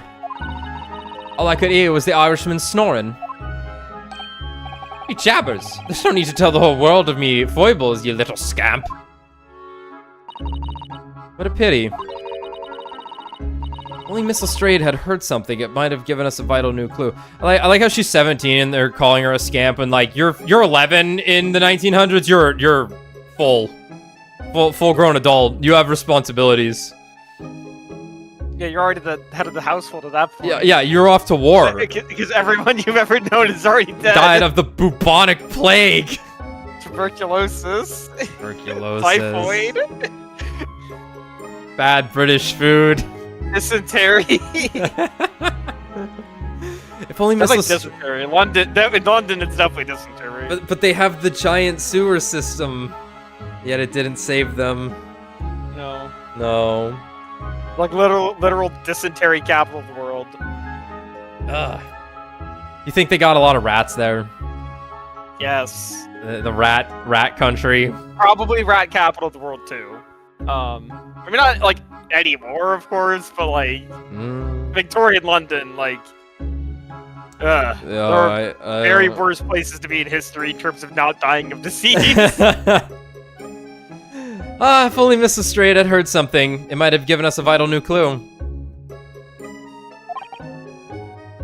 Yes. What should we make of that last statement of hers? It's profoundly important. It seems profoundly important. Unfortunately, we're getting a little, like, thrown off here. I've lost the thread of it. Oh, I need them to recapitulate this. I believe the statement just made by the witness is profoundly important. Profoundly important, but all she said was that she heard nothing. Yes, which is the profoundly important point. I'm almost sure of it. I'm almost sure that I don't understand the inner workings of your Eastern mind, dang council. Nevertheless, Miss Gina Lestrade, you will supplement your formal testimony by repeating that last statement, please. What? Supplement? What are you on about? Don't give me all your fancy talk. I know what you're trying to do. Well, it won't work on me. She's cute. That's right. Insult the judge. Always a good move. I was straining my ears to work out what was going on, but all I could hear was snoring. Oh, right. Right, so... I'll tell you, you can't see a blind thing, so I was trying to listen. I was straining my ears to work out what was going on, but all I could hear was snoring. And after a while, I heard this loud bang, nearly jumped out of my skin. Okay. I was straining my ears to work out what was going on, but all I could hear was snoring. Hold it! So you were straining to hear what was happening the entire time, since the moment you hid yourself. Not exactly, no. Sorry? Well, there was no one in the cabin to start with. I could just push the cushion up and have a butcher's to see what was what. But then, when I saw the swell getting... But when I saw the swell getting on, I got me head down so he didn't notice me. And Mr. McGill had sat on the seat under which you were hiding, correct? Yeah. Would you, Adam, and Eve it, eh? What a mug! Would you, Adam, and Eve it, eh? Would you even believe it? Yeah, would Adam you, and Eve, yeah. Adam and Eve it, eh? Yeah. Would you, Adam and Eve it, eh? What a mug! So then all I could do was listen. That one it reminded me of that scene in Austin Powers where he's talking with his dad. Yeah. We gotta speak in proper English. Let's speak in proper English. It's all 6s and 7s. And then something the turtle, and they shat start on a laughing. They turtle. shat on the turtle. Fuck, man.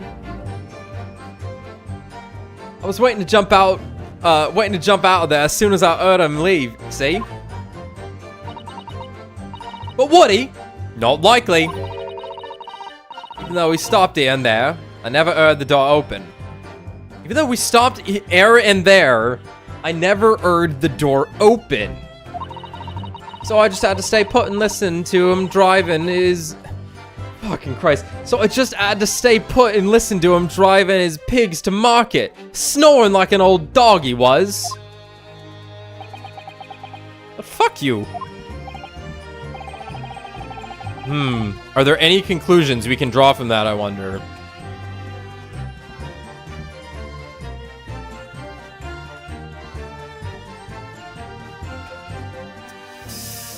I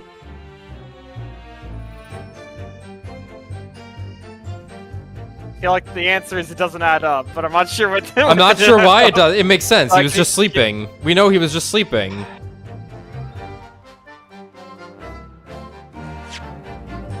Let's think here. Yeah. Okay.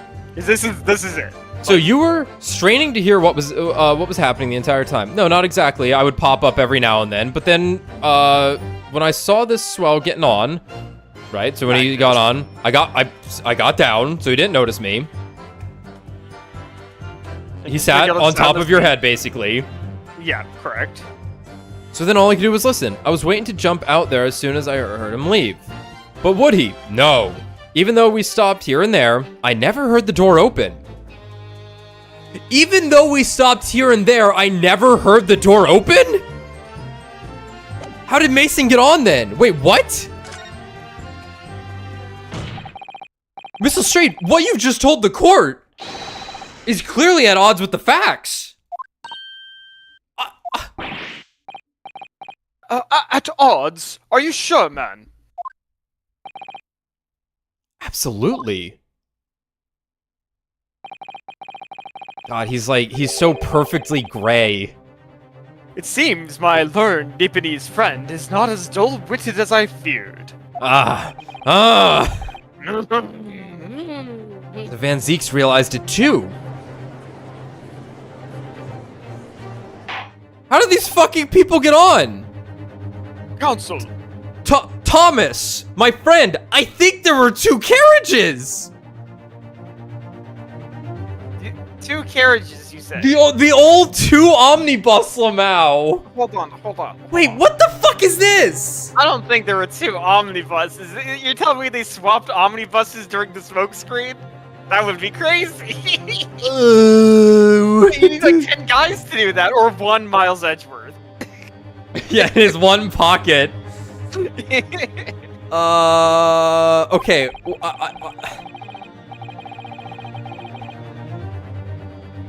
I mean, What the fuck is happening? Yeah. I must insist that you bolster your claim with evidence, or some complicit party's name at the very least. Yes, my lord. I expect you to demonstrate this alleged contradiction to the court. According to Miss Lestrade, while she was hiding in the omnibus that night, she heard nothing but the sound of Mr. McGilded snoring. Think, Ryunosuke, think! There's something else she should have heard. Show a person. Mason.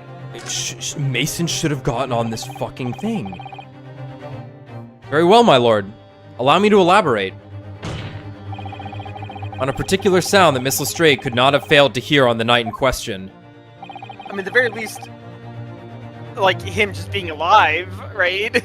The sound, very clearly explained by the presence of the following person. Take that! Thrice fried Mason. Yes, my lord. The sound that Miss Lestrade could not have failed to hear is that of the victim, Mr. Mason, boarding the omnibus. Yeah. Yeah.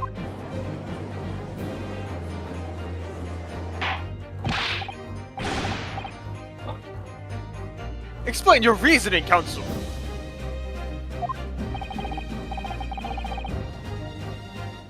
Miss Lestrade, allow me to confirm something. You claimed earlier that you were the first person on board the omnibus, is that correct? Yeah, of course I was. I got on while the driver was in the pub, didn't I? And the next person to board the omnibus was Mr. McGilded. That it was. Not a soul was in the cabin when I climbed aboard. At least, not in plain sight. So you were, to all intents and purposes, alone in the enclosed cabin of the omnibus at that time. Did I not just say as much? I wasn't traveling with anyone else, if that's what you mean. Yeah, I saw him get on, remember? Through the crack under the seat cushion. He was on his own for sure. And from what we've heard, the carriage made a number of stops after that on its onward journey. The door was also locked. From what we've heard, the carriage made a number of stops after that on its onward journey, during which time did you not hear the door opening or closing at all? Nah, I never heard it. That's exactly what I was listening for, weren't it? Waiting for this swell to leave. In which case, when and how did the victim end up in the carriage? Oh! We know that the victim collapsed inside the enclosed cabin of the omnibus. Therefore, Miss Lestrade's statement about what she did or did not hear is at odds with the facts. Ah!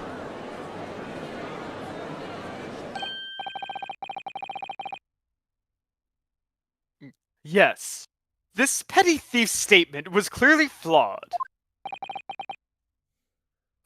Lord Van Zykes. Yes. Yes. He knew. He knew all too well that there was an inconsistency in Miss Lestrade's statement.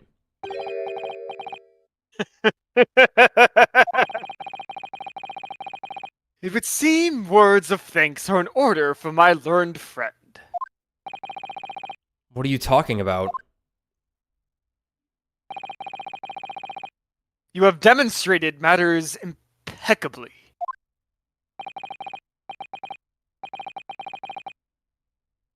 This witness and her colorful statements are entirely unreliable. Her words are convenient untruths, nothing more.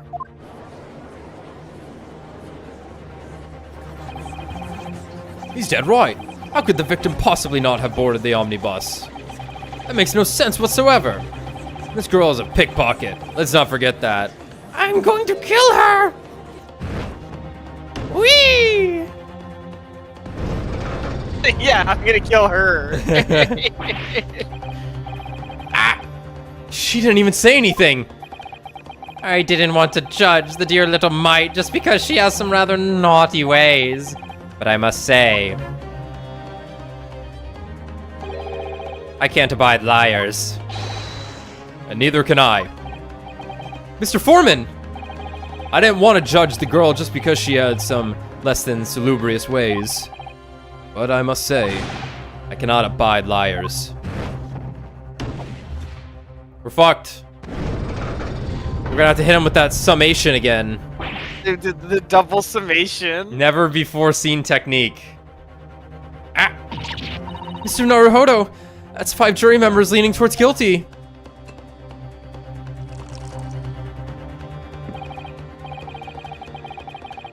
Well, your consideration for others is refreshing, my Nipponese friend. To the considerable troubles you have spared me.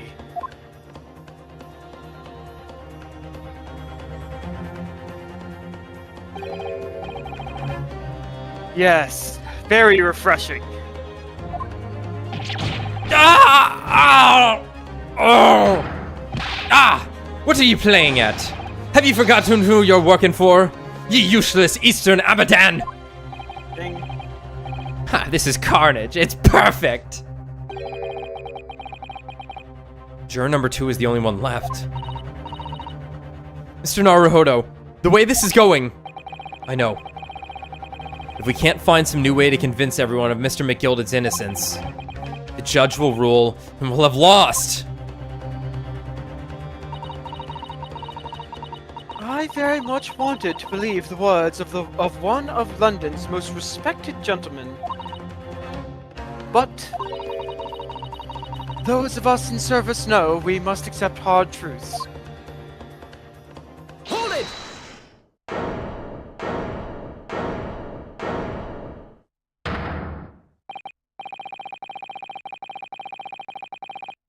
Yes, the witness's last statement seems to have revealed a critical inconsistency in her story.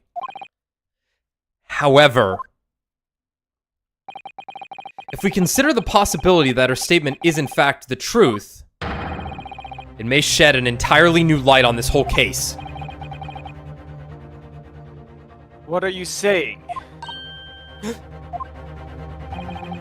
Counsel! I'm sorry, sir. Whatever do you mean? Counsel, I will not tolerate you attempting to peruse my adjudication.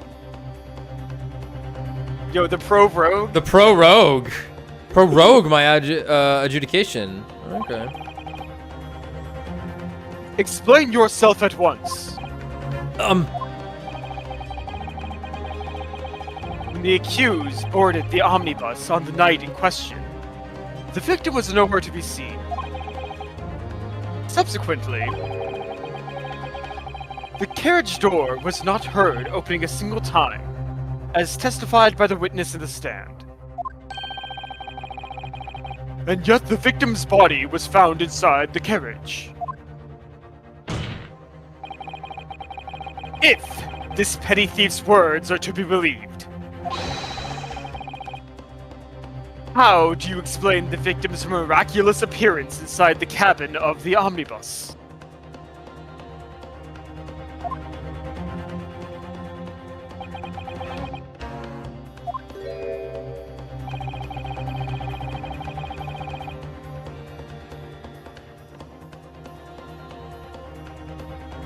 Oh my god. He was put there after he died. It doesn't explain how There's another entrance is the thing that really makes sense. He's already in there. I think he's already in there. He was in the other hidden compartment? Yeah, but we don't know that exists. We're only assuming there was another one. Right, There's so but another here's entrance. the He thing. was Here's the put thing. there She doesn't after he hear. died. Yeah. She doesn't hear something opening and close. No. So B and C involves something being opening and closed. Like an entrance is still an entrance. Like, Yeah. It's still like, and like he put there after he died. Like that doesn't explain anything. It would have to happen so fast. And how? Unless Right, that sunroof can be open and be thrown in there, and the two guys on top killed him or something, right? But that doesn't make sense either. No, well he would be one of the accounted for, paid passengers. paid yeah. passengers, yeah. I'm going with. I'm thinking. Okay. Okay. It's already okay. He was put there after he died is somewhat tempting because maybe it's like Magnus walks in with the dead, like carrying the dead body, so she doesn't. That so he was put there after he died. What was we don't know what the bang was though exactly. Yeah, like if that skylight can be opened. I'm crossing off B. I think it can't be there. It's B. Yeah, I don't think it's B. He's put there after he died. He was already in there. So already in there, I think what that means is that like she walks in the carriage, and the dead body is already on the seat, and she doesn't notice it. Or he's somewhere in the fucking room, and she doesn't notice It's it. not gonna. I don't think it's A. I think it's. I think it has to be the crazy thing also. Yeah, no, it's. I think like for example, Magnus could have walked in with the body, and she would only think one person got on. The music didn't change. All right, that's all right. Okay. This is part of the Phoenix Wright special. Obviously, the victim must have been placed in the carriage after he was killed. Like it sounds crazy. Yeah. It sounds nonsense to say that. Tell me, my learned friend, what was the function of that obviously in your last sentence? Well said, Lord Van Zeeks. The obviously is troubling me also. I think we gotta go with A then, yeah? No. Yeah, I think we... That's really not the point. The point is that the victim must have been moved into the carriage afterwards. Then answer me this. How could a cadaver have been placed inside a moving carriage? Well, obviously, Yeah. PP whacked. Die. I shall have to penalize the defense heavily for this irrelevant rambling. Must learn to ramble more relevantly. 20. The penalty is evidently not heavy enough, judging from those Nipponese eyes. Ugh. So I ask you again, if Words. this petty thief's words are to be believed. Yeah, Gary said this. Yeah. I think we gotta go with A. Yeah, I guess it's A. Then. It's the But- crazy option, but so is the other one.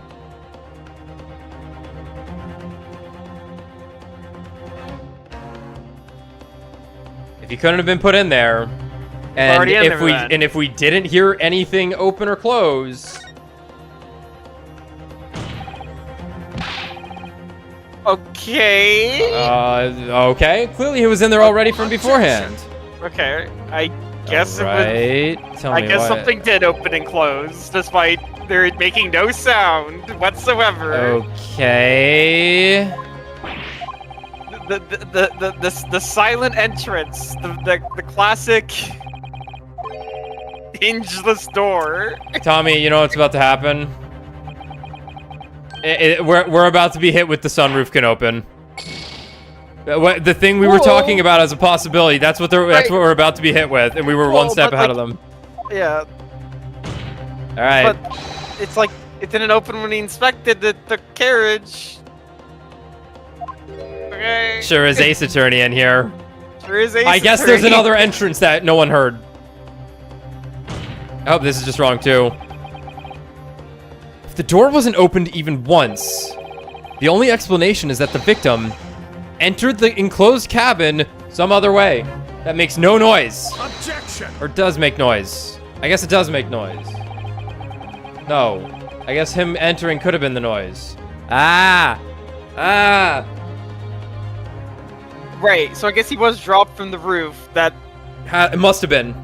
it must have been. Even though And he was on when the we floor. inspected the carriage, it doesn't imply that the door roof could open. That's fine. but That's okay. fine. They gotta hit us with the hidden bullshit. All right. I wondered what new fantasy you would come up with in your blind panic.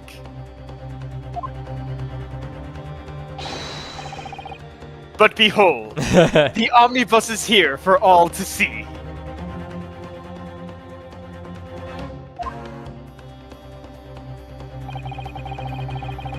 Only one side of the enclosed cabin is furnished with the door. The other side only has windows. Oh, okay. Apparently, that information was given to us that it could open from the top. Fair enough then. Okay. Only one side of the enclosed cabin is furnished with a door. The other only has windows. Fixed windows, which cannot possibly open. In short, there is no entrance to the cabin other than the door. Objection! But there could be. There's one possibility you haven't considered. Oh, really? Yes. One other way inside that isn't the door. Another opening, the use of which allowed the victim to appear inside the enclosed cabin.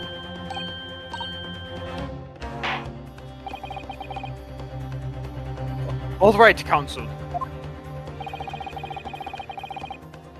The defense will identify the location for the court. Here is the omnibus on which the incident occurred. Where on earth is this entrance by which you propose the victim entered the cabin? Yeah, this makes sense. Like, thud. Bang. Everyone goes, ah. Take that! Alright, well. The answer's obvious. Stares straight at camera. It can only have been the skylight. I say, the skylight? Objection! Your ludicrous proposal almost has me lost for words. However... Objection! The skylight may well be large enough for someone to pass through. Objection! So you claim. But do you have a shred of evidence to support your able-brained theory?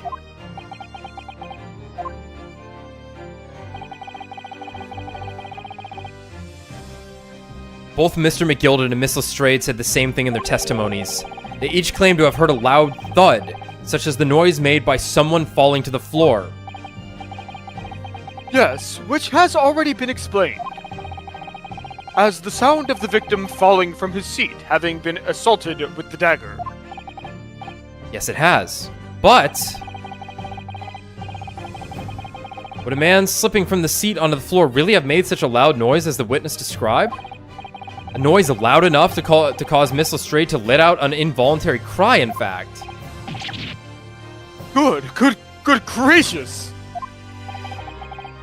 Perhaps, in fact, that was the moment that the victim made his entrance into the cabin.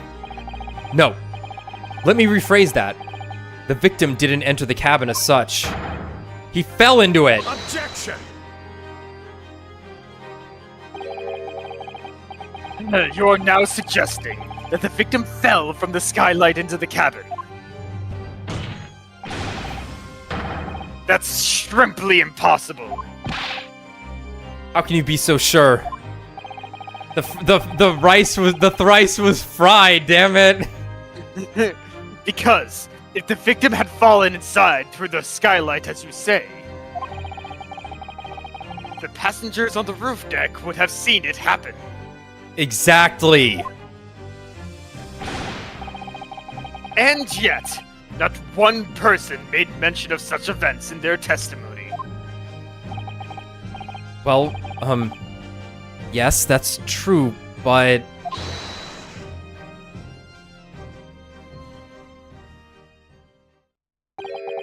Quite a humble fella. Make a wee comment here. Mr. McGilded!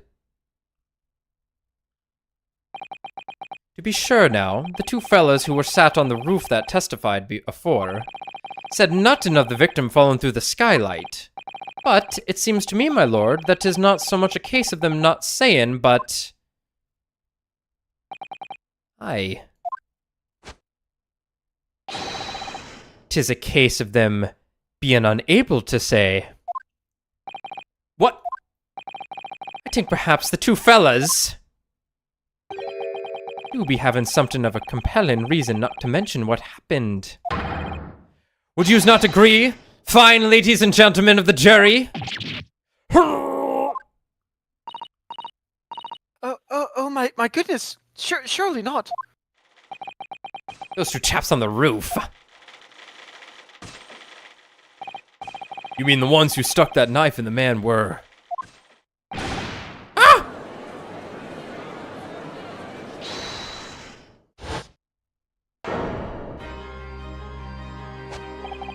Just what exactly are you insinuating here, you blitherer?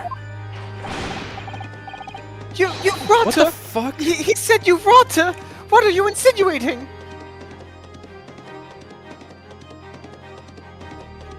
He's a horse. Yeah. Alright. This is a flaming outrage. I have a good mind to give you a blinker in a minute. He'll give you a shiner in a minute, he said. And so will I. Mr. Fairplay? You're effectively accusing me, a gentleman and well-respected banker. And me, a very angry Suggesting that someone like me could have stabbed that man in the guts. It's a disgrace. It's scandalous. I protest. I protest in the strongest possible terms. That's right, I protest too. About you rotten scoundrel. Dude, his ass going straight through his hand. You weren't supposed to see that in the 3DS. Oh my god, he is going through his hand. Fist him. Right through the thigh. Amazing.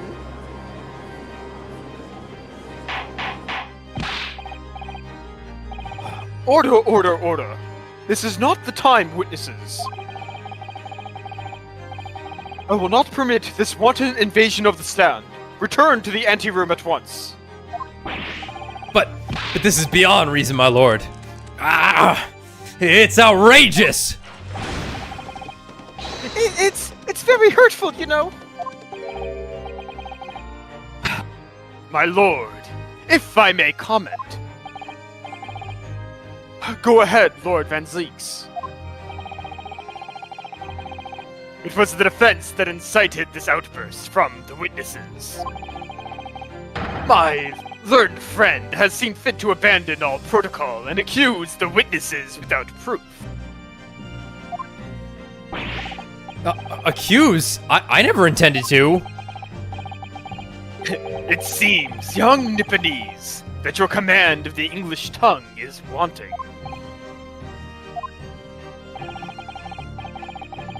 You propose to this court that the victim fell through the skylight from the roof deck of the omnibus. That hypothesis cannot possibly stand without the rooftop passengers being aware of the events. You have branded these gentlemen liars. You have intimidated their criminal guilt. No, intimated. Intimated their criminal guilt. In our British courts of law, this is what is termed a baseless accusation. Say it. Say it. And I assure you... Cringe, I say!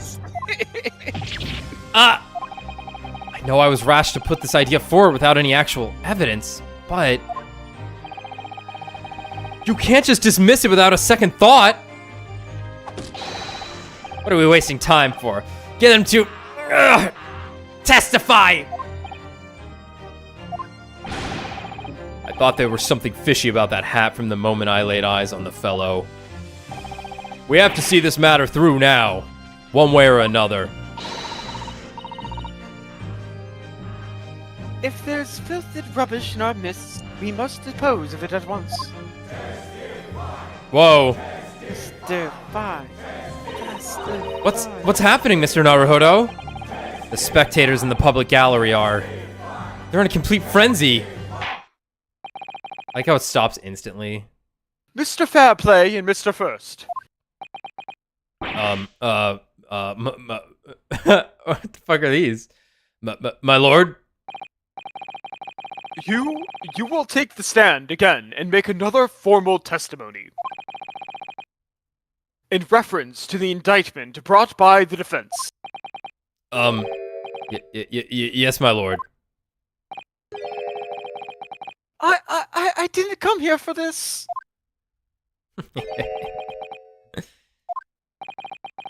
There's no time to think this through. All I can do is keep pushing forward.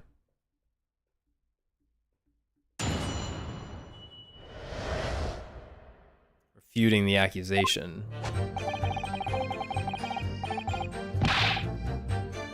I have to use the bathroom, so let's just take a break now. Try not to be too long.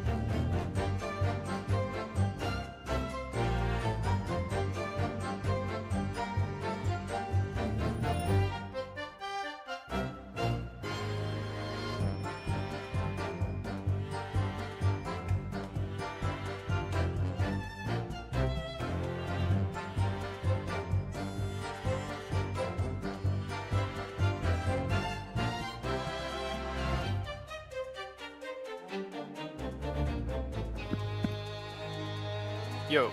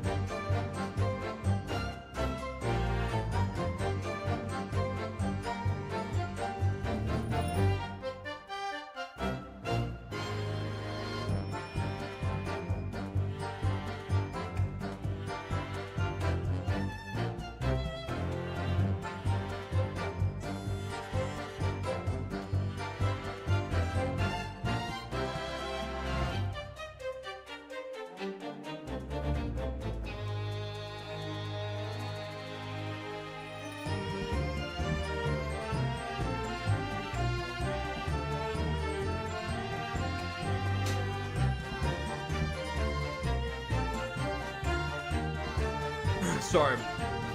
I said I would be quick, but then I stood up, walked outside my room, and realized I didn't eat earlier because I had no appetite.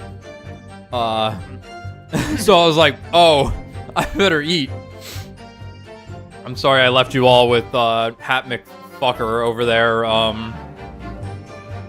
just collapsing on himself. Alright, one sec.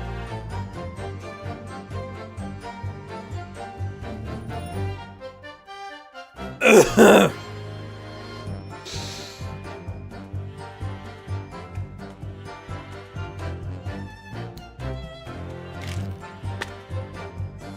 didn't have gum for like the last 4 days. I don't know how I survived.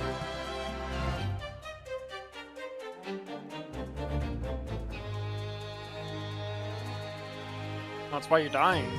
You're the gum. Yeah. It does help me relax. It's funny. Most of my streams I always have gum in my mouth. Yet it doesn't like It never obscures my ability to talk for some reason. Alright. We were the only 2 people up on that roof deck. Dead or alive. I could swear to that. If anything had happened where we were sitting, don't you think one or the other of us would have noticed? In any case, neither of us know the first thing about the victim. We had no reason to kill the man apart from what we had already talked about. The skylight was shut the entire time, I tell you. We couldn't possibly have opened it. If you're so sure the victim fell through the skylight, where's your proof? Well, to make your point. I must say that while listening to this testimony, it is somewhat hard to imagine. It doesn't say anything about, like, bruises or anything on his back or something. That'd be, well, if he was already dead, he went on a bruised. Yeah.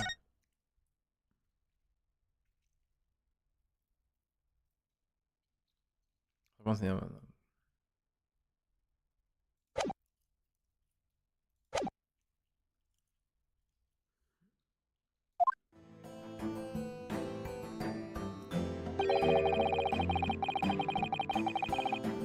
How either witness could have performed any malevolent act on this open rooftop deck. Without the other noticing forthwith. That's right. You see? Innocent, I tell you. What exactly is this referencing? Obviously, he's galloping and stuff, but like, what's with the, like the arm up in the air? Oh, so it's like he's a jockey on a horse. Yeah, yeah, that's. Yeah, okay, I can buy that. His hat's doing pretty good right now. Yeah.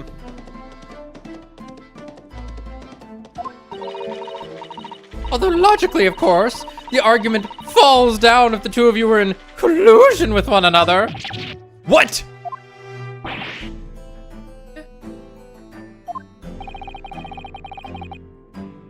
According to investigations by Scotland Yard,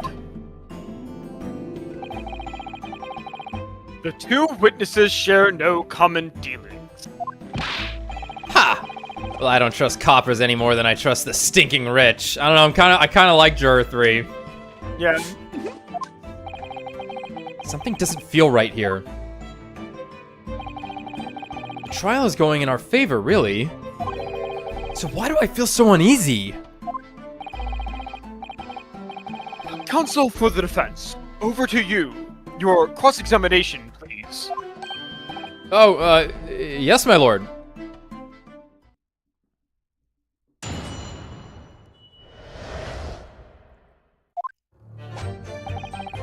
We were the only 2 people up on that roof deck. Dead or alive, I can swear on that.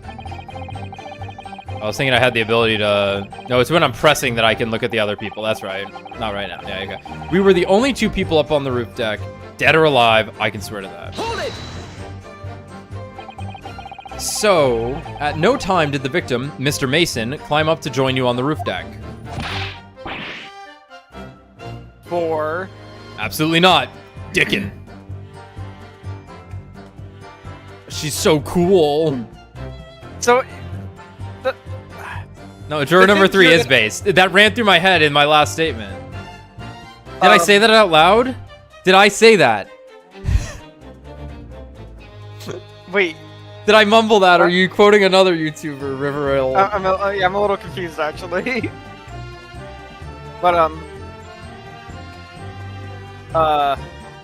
what I actually would want to know is, like, would Beepo be able to tell us what order these guys showed up, right? Yeah. If he accepted money from Mason, like when? Yeah, I don't... Before Fairplay showed up? I have been sitting here, I've been thinking in the back of my head, where's Beepo to just clarify everything we need to know here? They did not establish a good, like, order of operations, I feel. And also, it's like, you know, it's kind of weird we don't know where Magnus was going. Because it is kind of strange why a guy so wealthy ended up in just like a normal car. But anyway, all right. Absolutely not. Dickin. No question about it, he said. Not at all. Oh, but yes, of course. I remember seeing them both. I saw the victim inside the enclosed cabin talking with this man here. Is this true, Mr. McGilded? Dear me, my lord, at the risk of repeating myself, I boarded the omnibus alone and nodded off inside almost immediately.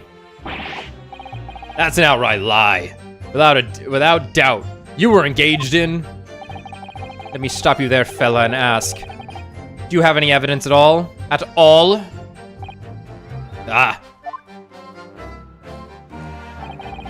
It's all about evidence in the courts these days, so it is. You do well to remember that. I'm gonna kill him. I'm gonna kill him. Ah! I saw you with my own eyes! This is going so well! If anything had happened where we were sitting, don't you think one or the other of us would have noticed? Hold it! Well, it was on the final run of the omnibus at past 10 o'clock in the evening. It would certainly have been quite dark, perhaps too dark to see clearly.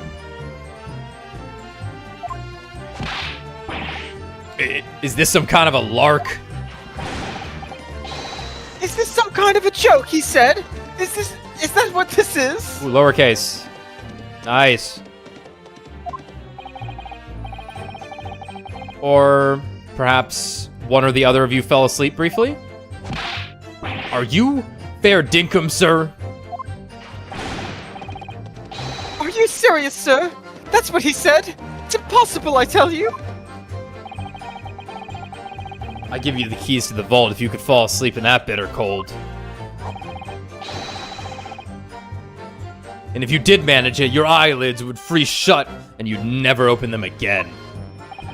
That's extreme. It was extreme, I tell you, and we had to put up with it because this man had locked the door. Any true gent would have unblocked it and let me in when I knocked. I'm dreadfully sorry about that, young fella.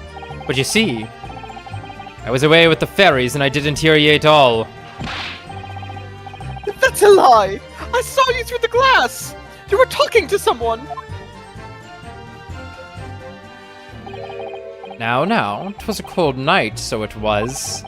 People do be seeing things that aren't real in the cold. 'Tis hardly surprising. Seeing things! Seeing things!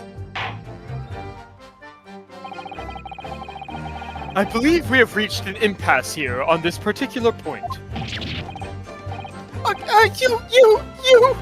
Cocksucker! Don't take it personally now, lad. Nothing personnel, lad. If I'm a suspect in this case, then it is only fair that you and the others, the other fiend are too. Open and free competition is what capitalist society is all about. This is a competition. I should like to be involved in, really.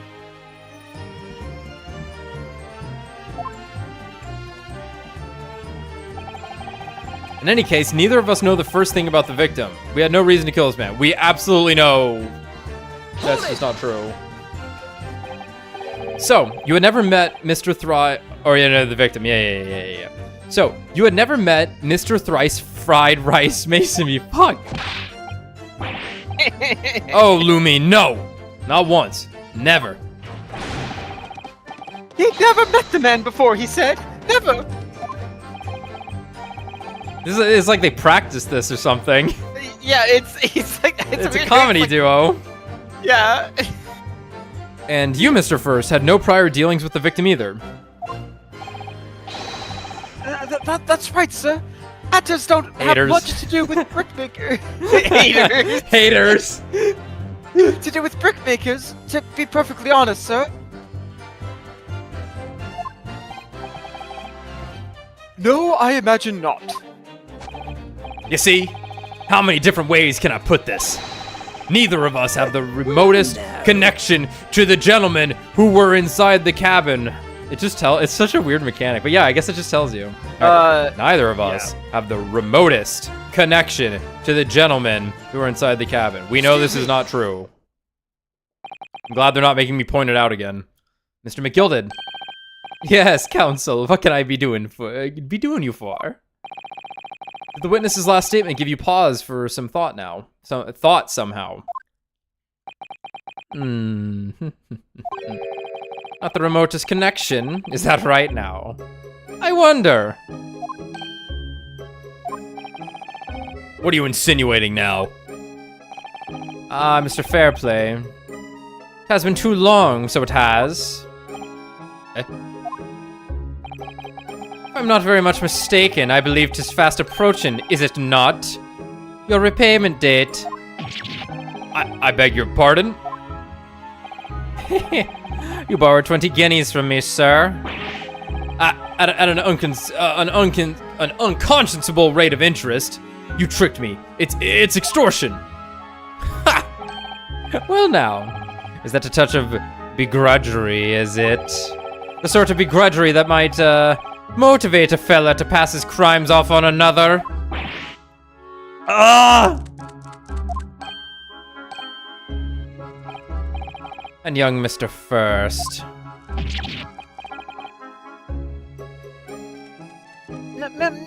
Me, sir? What do you want with me, sir? You do be making hats for a living, do you not? That there top hat sliding about on your head. Is that one of your own creations, is it? Well, I'm still just an apprentice, you understand? I'm learning to find the perfect fit for whatever fine gent walks through the door. The perfect fit, is it? Well, it is a very distinctive design, so it is. Many customers like it, I tell you. They like a distinctive touch. Customers? Such as thrice-fired Mason? I thought about this. His hat was similar to this. Let's take a look at it. You can see it in the, yeah, there. Good eye. It's got the patchwork. I just figured he was poor, so I didn't, like, say anything, but I noticed it. I was like, yeah, it's like... Ah! Ha! There was a photographic print of the victim submitted as evidence before, my lord. Oh, this, you mean. I can't help thinking that the poor fellow's hat looks distinctly familiar, wouldn't you say? Oh.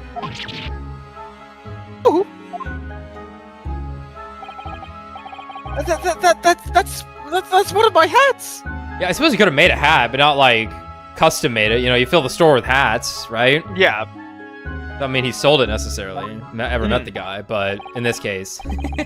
Aye, that it is. So it would seem the brickmaker was a customer of yours. My account, it's all his fault I got Yanqing! The brickmaker. Brickmaker. The sort of customer I'd wager you could have had a wee quarrel with over the distinctiveness of the goods. Oh, no, sir. Absolutely not, sir. Well, there's really nothing more to add. It wouldn't be right to say that the two fellas here haven't the remotest connection to the victim, you see.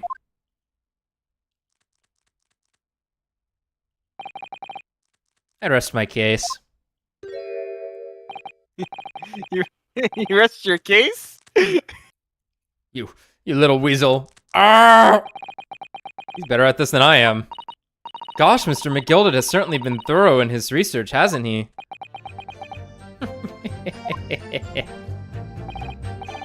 Please, don't let me little interruptions hold up the proceedings. I got an achievement, and it had a lot of text, so I'm not gonna read it. The skylight was shut the entire time, I tell you. We couldn't possibly have opened it. Hold it!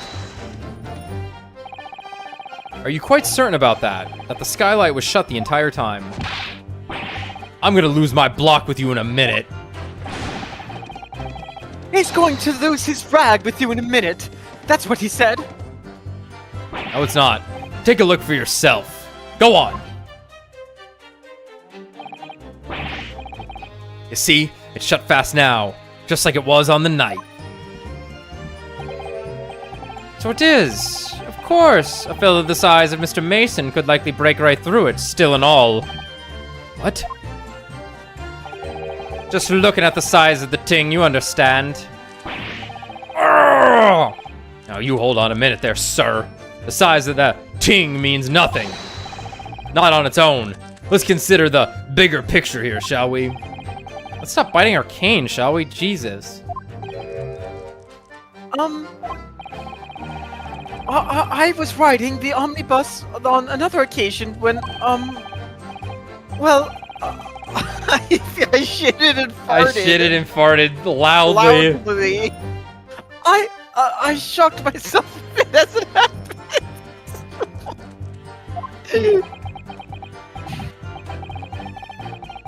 Why did you say that? We're gonna call him Mr. Farts now. This is an unexpected confession, Mr. Farts. Oh, I just mean to say, well, the point is, I tried to open the skylight, you see. But just my luck, I couldn't make it budge. The stench was The dysentery. terrible. The dysentery. Oh.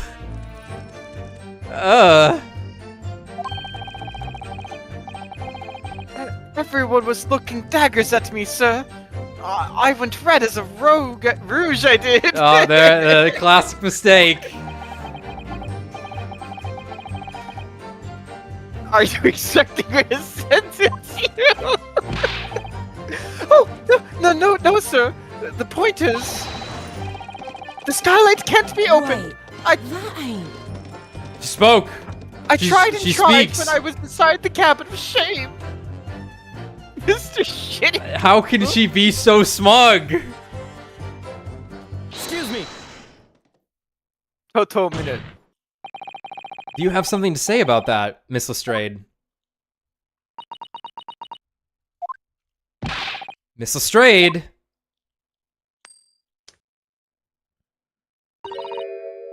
It opens. Skylight. That is what we're talking about, right? She got a gun. All them skylights open dead easy. More easily than you can load that weapon? That's a lie, I tell you. Otherwise, when I broke wind, Please, please, we need the fart reverb.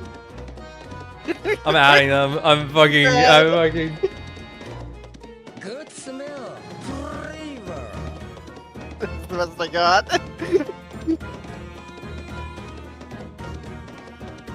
I need the now. Now. All right. Play it, Red. All right. Get all right. Get ready. Get ready. You'll know when to play it. A giant cloud's about to appear, most likely. Get ready, okay? When I broke wind, I. You can't do it from inside, you mug. Oh. Oh, she didn't fire it. Damn it.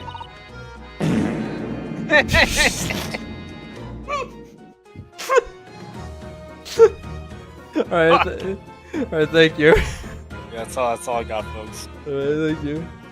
Look, a few weeks ago, I was up on the roof deck of one of them drags. And I had a great haul. I mean, I had purses coming out my ears. Miss Lestrade, this is not the forum to be Eulogizing. on the subject of your criminal activities. Well, anyway, I had a bit of a scare. When I lifted the last bloke's purse, he got wise of me.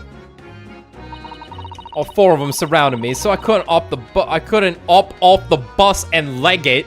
God, Jesus Christ, people talk like this. So what I did was, I used the skylight. Opened the catch and jumped right through. What? Neat. Yeah, the catch for them skylights is on the top side. That's why you can't open them from the cabin. The skylight opens from the roof deck?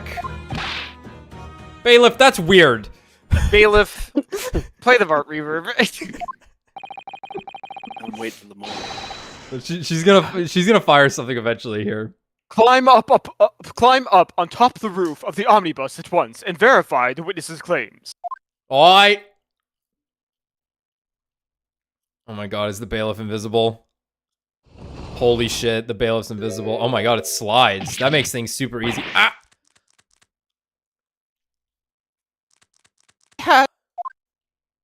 Come on. See?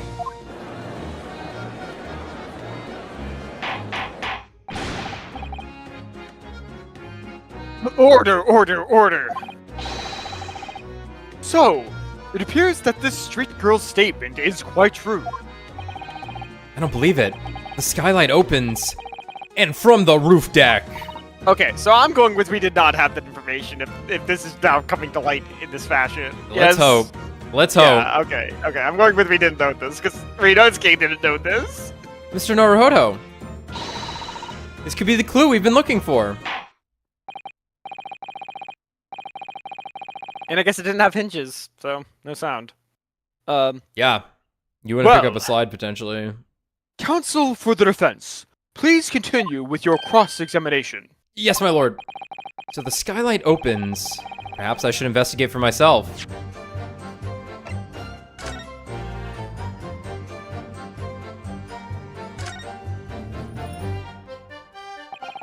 So the skylight was fastened shut before, but now the catch has been undone. We should be able to open it.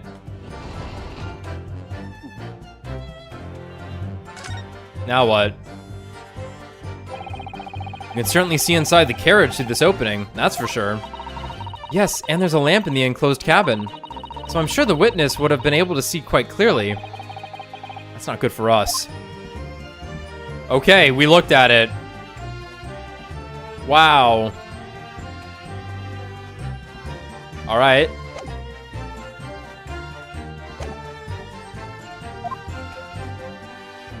I thought it was gonna take me straight to examining it when he said that. You're so sure the victim fell through the skylight. Where's your proof? Hold it! Proof. That's right. I demand to hear it. We came here to say what we saw, I tell you. Not for this. You call us both shysters. Brand us as criminals. You call us liars, that's what he means. And accuse us of doing it. As it stands at the moment, there's no hard evidence that incriminates yourselves. Now, is there? I believe we're in much the same position as one another here. If I don't crack this case soon, he'll crack his teeth. I wonder if these two men really were involved in some way. I couldn't say. I mean, I don't really know anything about them, do I? Although, by the same token, I don't really know anything about Mr. McGilded either. So it's hard to know what to believe here. I think we should try to remember that it's evidence alone that can truly determine the outcome of a trial. Evidence? No one can argue against decisive evidence, including the members of the jury. So you're saying that what we need now is to find a conclusive piece of evidence. Yes, Mr. Naruhodo, precisely. All right. We were the only two people up on that roof deck, dead or alive, I can swear to that. Uh-huh.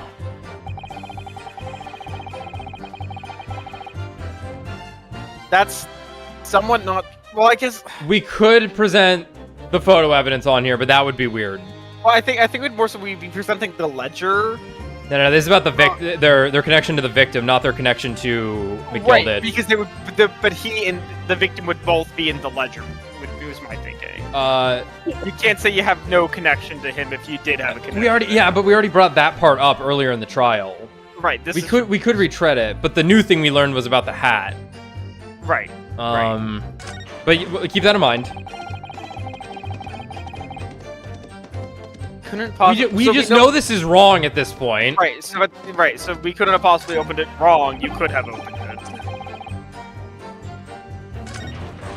I guess the carriage on this? Yeah, I guess it's the carriage on this, yeah. Keep it simple? No, you... Oh boy. Oh boy. Well, we haven't... That reveals a damning inconsistency, the last statement. Damning, you say? As I look at you, Counsel, I see your trembling hand, your pallid expression, and your perspiring brow. Huh? It seems to me that is the damning inconsistency here, with the misplaced confidence of your assertion. He has a damning tongue. You invited, sir. Nice, Judge. Alright, check this out, boys. Like, I get, like, we're probably, like... Check this shit out, boys. But Save. it's like... What he's saying is literally just not true. Yeah, that's pretty weird. Yeah. We We couldn't have possibly opened it, we just established you could, but whatever. I'm honestly... I'm pretty fine with that, because, I hate omni evidence. Sure, that's fair. That's fair. I don't want to just like... be like, but yeah, I think that would be the one time where it made sense.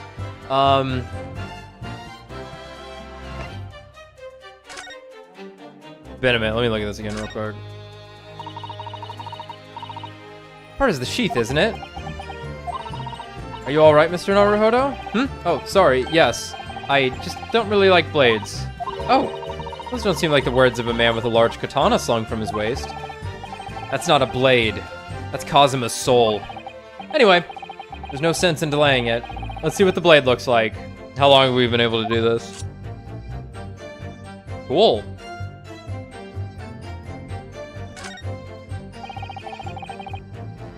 Can't find anything out of place. Ugh, that looks like a lot of blood. It surely is blood. The victim's. Ugh. An Englishman's blood looks a lot like a Japanese man's blood. Did you think it wouldn't? Sorry, it's just that we've only just arrived here in Great Britain. I'm finding it a little hard to adjust.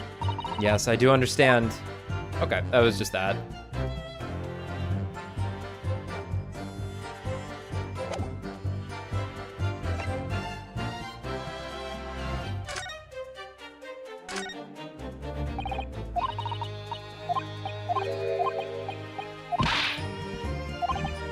I imagine this will be no different. Yeah. Just being thorough. In case they're magically like, wait, there's new information. Yeah, no. Same deal.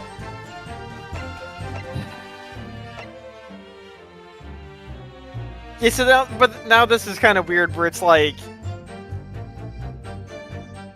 Through the press, they talk about how they knew, like, it's like... I would feel weird presenting on this, because it's like... I'm not presenting on this. Because, like, the press makes it so obvious that... what their connection is, that it'd be like, well, the hat on the hat. Yeah, and now, yeah, this is really weird. As opposed to, well, the sky roof on the sky roof, right? Why would it be hat on the hat and not sky roof on the sky roof?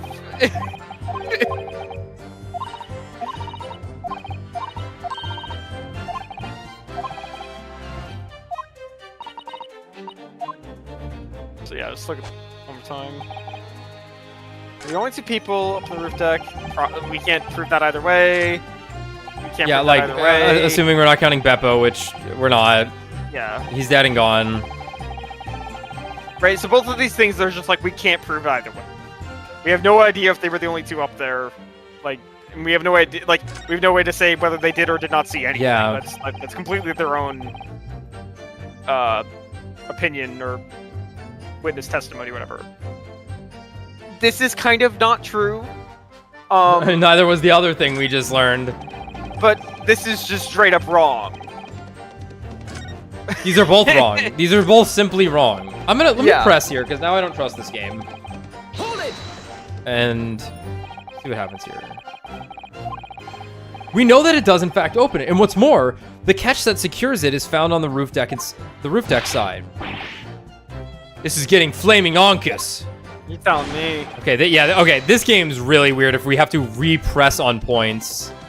Alright, fine. I'm presenting until I've double pressed everything, I guess. This is getting absurd, he said. Completely absurd. That's right, neither of us even knew the skylight had a catch. If we didn't know, we couldn't have opened it. And if we didn't know, we couldn't have kicked the fellow down. Especially because, like, we get to the end of the first line of pressing, and Susato looks at us and says, "It's time to present evidence, Naruhodo-san." And it's what we've done in every other game. And it's what we've done in every other game, when it was not time to present evidence, Naruhodo-san. Okay. Please, where's this idea about kicking the victim through the skylight coming from? Whoever designed these carriages anyway? Fancy not being able to open the skylight from the inside. What about breaking wind? Brad. Oh yeah, sorry. They think about that. There's no point having a skylight if you can't spare you embarrassment, is there? We're really getting off topic here. If you actually have a point, pray, do enlighten the rest of us. I'll tell you what my point is. Okay, so let's go back to then, see if that modifies anything, because now we have extra text. Hold it! So, you had never met Mr. Thor Vice Mason before.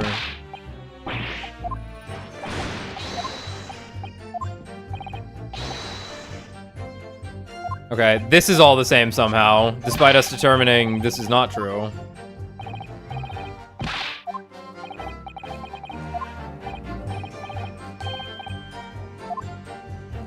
Wait, was that different at the end there?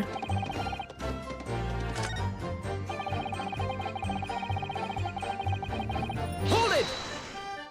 Yeah, because what's his name didn't chime in this time. Yeah. Yeah, like we have to redo the ones where we...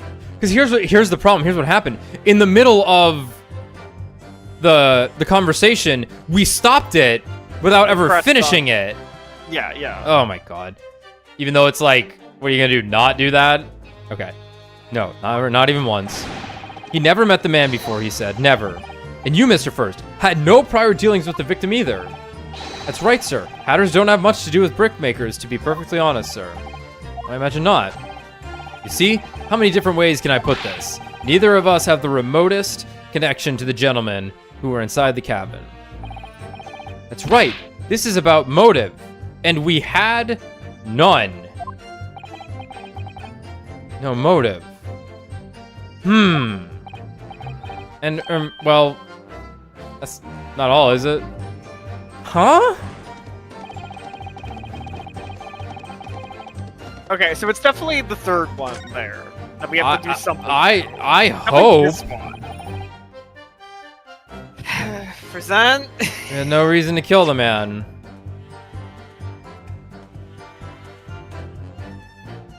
What do we have that would give the motive, though? The guy's wearing the fucking hat. That's not reason to kill the guy.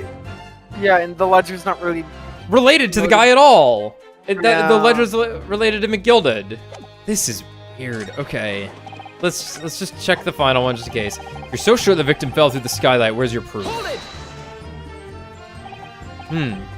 Proof. That's right, I demand to hear it.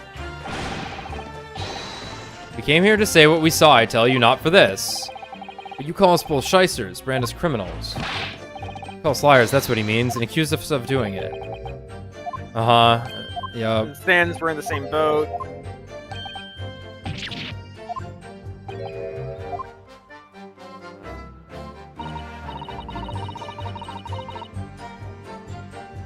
I wonder if these two men really were involved in some way.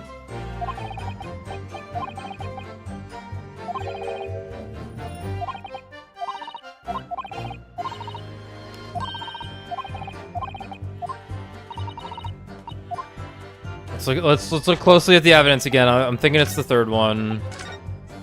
Unless we're missing something like insanely obvious here. Did you miss anything like in the carriage? No, not at You this opened the point. latch, there was like the blood stain on the inside. Yeah, that was like step one. Right, they're now asking us to find some sort of motive for these two fuckers to have killed the victim. And we have effectively we have three There's pieces no of evidence in this fucking case. Yeah, because it's not the autopsy report. It's not the gloves. It's not the knife, I assume. Unless it's somehow the W stands for fair play. I don't know, like, or hat maker. First and fair play, like they're not. It's not. Yeah, it's like Bruce Fairplay and Lady First. Like, yeah. So it's not the knife. It's not the autopsy report, and it's not the gloves, I assume. So it's the photo or the ledger, and I can't imagine why it's the bus. I think it's probably just the photo. Like, they brought up the photo. Objection. not the fucking photo. Oh my god. No, it wasn't gonna be the fucking photo. We're missing something here. Well, I don't know what. I'm with you. Oh my god, and you have to sit through all this for so fucking long. Right, we got that save.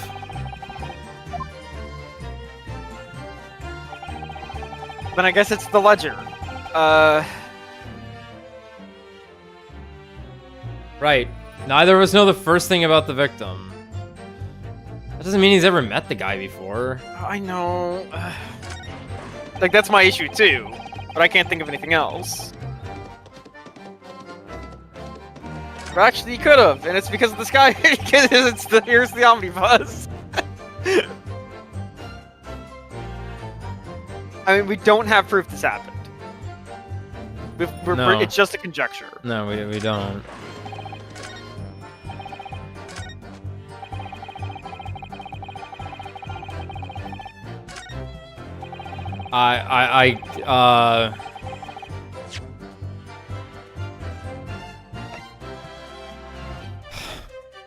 Objection. No. We're dead. Okay, right, yeah. Like, obviously, it didn't quite make sense, but I don't know, I cannot think of what else would be.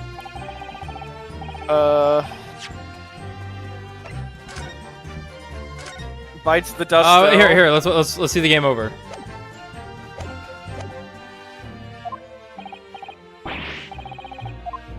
Then it's not, we tried carriage on the what you call On it, him right? saying they couldn't open the sky roof. Yeah. That was the first thing we did. And they said we were crazy. But I suppose we didn't try it after we pressed again. Yeah, no, do we have to, is it the fact that we had to finish the press and then We present it, mm-hmm. even though we didn't necessarily glean new Yeah, hold information on. on the second press.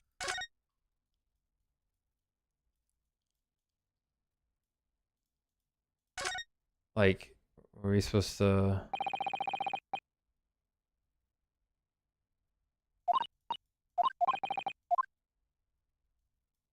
Yeah, like, what?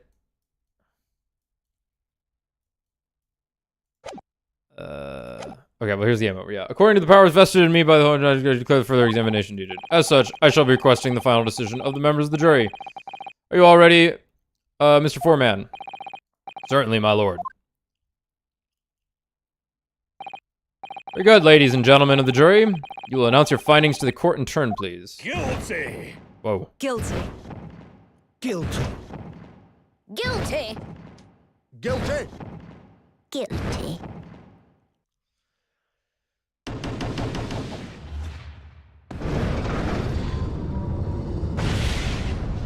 It explodes. That's like the super guilty. I hereby find the defendant, Mr. Magnus McGilded. Guilty. Thank the good ladies and gentlemen of the jury for their swift and insightful contemplation. That is all. Goodbye. That's cool. Alright. It's nice that they have these options, I suppose, except when it's Final Fantasy VII Rebirth. Oh my god. I guess just retry from this scene. I'm gonna do a save game because I don't know if they're gonna make us press shit again. Yeah, just let's do the save file. We only have 3 HP, but we'll be fine. Right.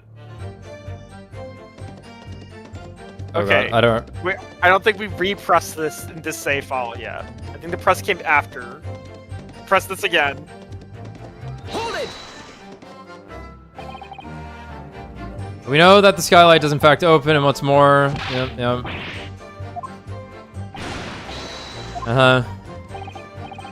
Neither of us even knew the skylight had a catch. If we didn't know, we couldn't have opened it, and if we didn't open it, we couldn't have kicked the fellow down. I'm sorry. Whoever designed the carriage designed fancy not yeah. Fart noise.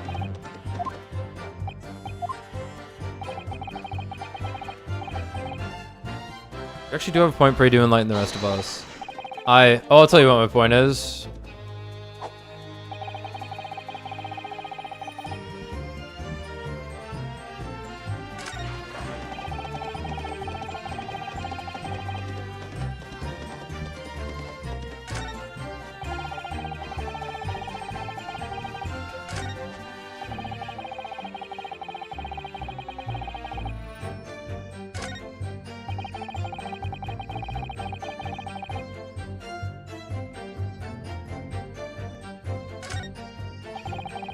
Okay.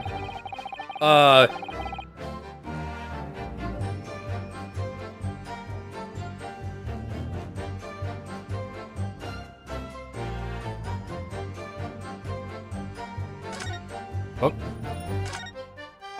You can use the mouse wheel, that's funny.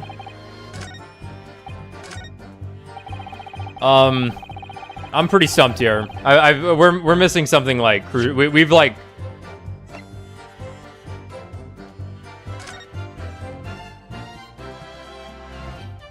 What the fuck are...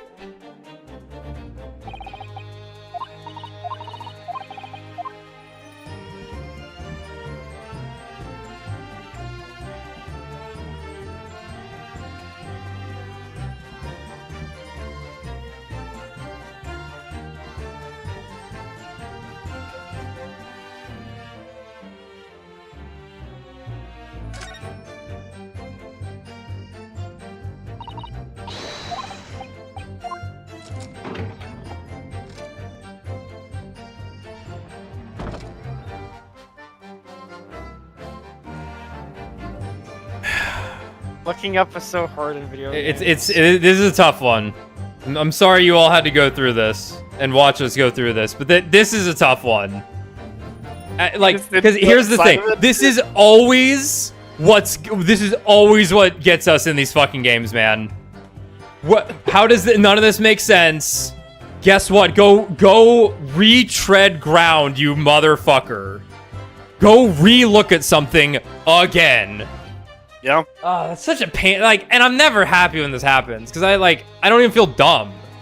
Especially, and it definitely doesn't help in this case, that these motherfuckers are making testimonies that we have established to not be true. That's a rough one. Okay, well, okay. That's a stinker. Yes. Bone on the meat. Yeah, bone on the meat. Blood on the roof. Okay, yes, it does open very wide, doesn't it? God, this is like double fuck you, because it's the fact that you open it and you can't spin it from the top. You have to go inside and look up. That one's fucking stupid. Alright, wide enough to kick someone like you through, certainly, Mr. Naruhodo. There's nothing wide enough for that. Oh wait, I'm not Gumshoe. Whose memories are these? Why someone like me? What is it? Look! Just here, look at this! Wow. Something you weren't allowed to see from up top. That, without question, is blood. For what it's worth, it seems like the chat is mostly in your defense on this one. I was afraid they were gonna call you really stupid, but almost everybody in here is like, no, this one's No, kinda... no. If they were calling me stupid, that's like, there's a word for it. You know, it's like when you know something, you're like, oh, well, you know, the hindsight's 20/20 or something, right? Yeah. No, it's like this one, that sucks. We're so unlucky it was blood. Yeah.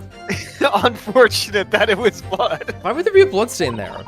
Surely it can't be unrelated to the case, can it? That's probably... Alright, now it's just on the last one, huh? Everything else was just to throw us off and to let us open it. Two, maybe.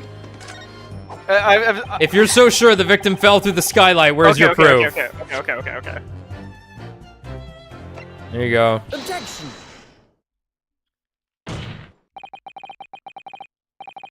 On the night in question, the victim was fatally stabbed in the stomach, and immediately afterwards, the victim's body was pushed through the skylight into the cabin below. Those are the facts, and the irrefutable proof remains clearly visible in the omnibus that stands before us today in this very courtroom. What? That's utterly humbug. You can't possibly have any evidence.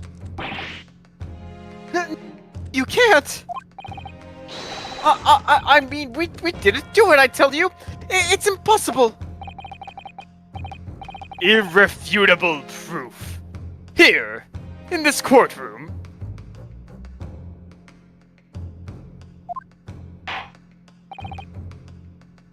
Counsel, My lord. I believe everyone would appreciate a little clarification here.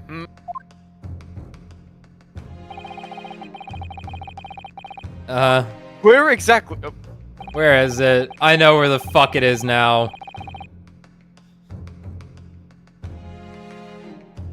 We'll point out what it is that proves the victim fell from the roof deck through the skylight. There it is. Oh, no. Oh, there. God. It was hard, dude. There it is. Oh, I didn't hit the present button. I can't skip it fast enough.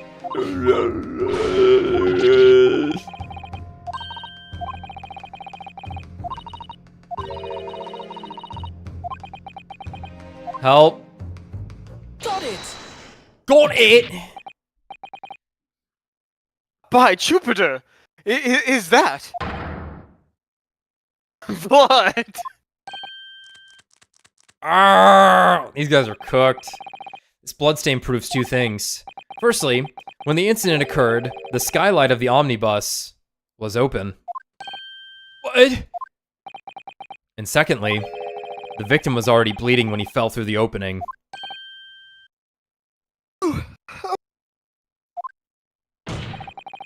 And so it follows that Mr. McGilded, who was inside the enclosed cabin himself at the time, cannot possibly be guilty of this crime. No! Order, order, order! Hold it! But the blood could have sprayed up there when the fellow was stabbed inside the cabin. Still means it was open, though. And only found its way to that one particular spot on the skylight? Sure, and that would be very convenient.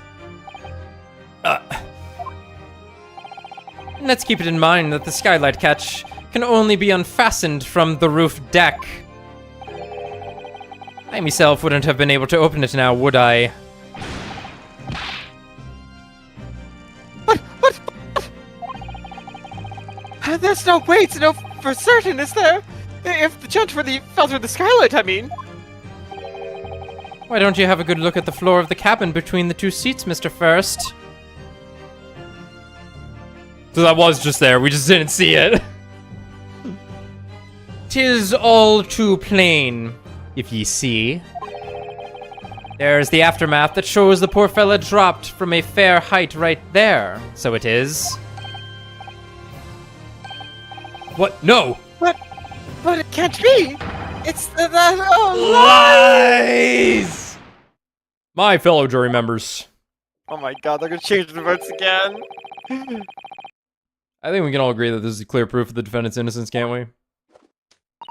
Yeah. I believe we can. Yes, sir. It's clear to me now where the filthy rubbish can be found in this courtroom. So, they thought they could pull the wool over my eyes, did they?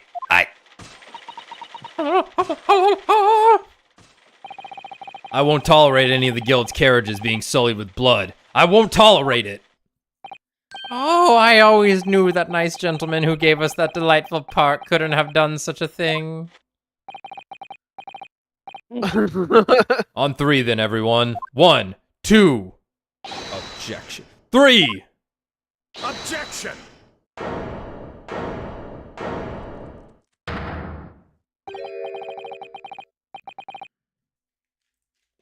A chilling performance, Mr. McGilded. Oh, and what would ye be referring to there now, Lord Van Zeeks? A blood stain on the frame of the skylight. Such evidence is null and void. Why? What? He's got a good point. Why? Because the fucking carriage was tampered with during the fucking smokescreen incident. It's true. For one extremely shrimple reason. Can't not say it.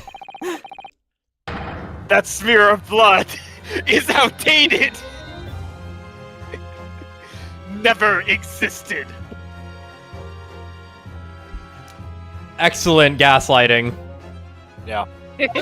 Powering the whole, lighting the whole fucking courtroom with that one, buddy. It's What? not there, I tell you. What are you talking about? It's there for all to see, and it's clearly blood. Objection! I personally attended Scotland Yard's investigation of the omnibus. The officers involved went over the carriage with a fine-tooth comb. Hmm? So, I can state with absolute surety. Surety. Surety. No such smear of blood existed in the carriage. At the least, not until this trial began. Come on. Come on, bring me the Kino. But... Oh, are you suggesting, Lord Van Zeeks, that the stain of blood was... fabricated, my lord? Yes. And while this court has been in session... What?!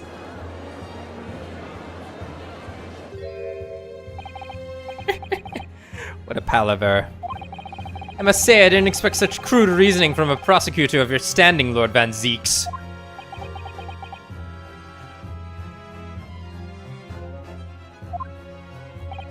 But I'm Magnus McGilded, a fella known all over the capital for his fine contributions to public life. I don't take kindly to slander, and I'll fight it to the bitter end. Even if it's rolling off the tongue of the Reaper of the Bailey. This guy would have done okay without us. Mr. McGilded. I realize that this is your first appearance in a court as the accused. However, I am well aware of your involvement behind the scenes in a great many affairs of dubious nature. That chocolate factory. What happened to those kids, Magnus? How did you do What that? turned into a blueberry? You're very adept when it comes to avoiding getting your own hands dirty.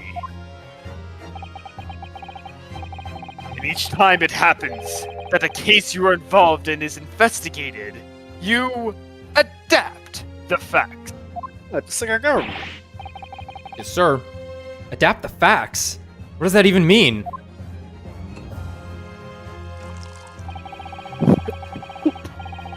When you wield a fortune the size of Mr. McGilded's, however ill-gotten it may be, nothing is impossible. Tampering with evidence, manipulating the scene of a crime, bribing witnesses. I toast your ability to concoct the most convenient of stories, sir.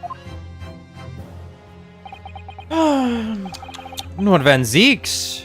This will not do, to be sure. Will it now, Counsel? Oh, no. No. I think it's fair to say this does all sound like a rather far-fetched excuse by a desperate man. The blood on the skylight didn't exist, you say? Prove it. But if you will all cast your minds back, is it not true that the omnibus there has been in the courtroom the entire time? How could anyone possibly have put a smear of blood in it without the world and his wife seeing? Isn't that right now, Counsel? It's true. The omnibus has been in full view the entire time that court has been in session. My learned friend.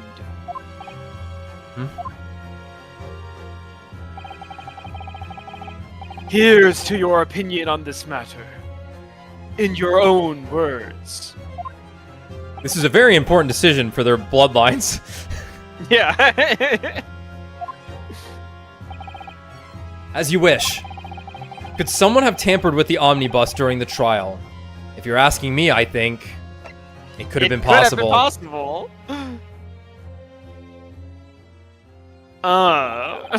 Oh, come on, do it. As a defense lawyer, it's my job to advocate for the defendant as best I can. Still, I feel as though there's something even more important at stake here. Our bloodlines. There is no evidence to suggest that the defendant did as my learned friend suggests. However, in terms of having the opportunity to carry out the alleged tampering, there is one possibility. Oh! Good gracious! Explain yourself, Counsel. I didn't even hire this guy and I'm going to kill him. Yes! Yes! Right! It seems my learned deputy's friends has no intention of running from this deceit. Deceit? Your Honor, I've got a fever and I bet you could guess the color.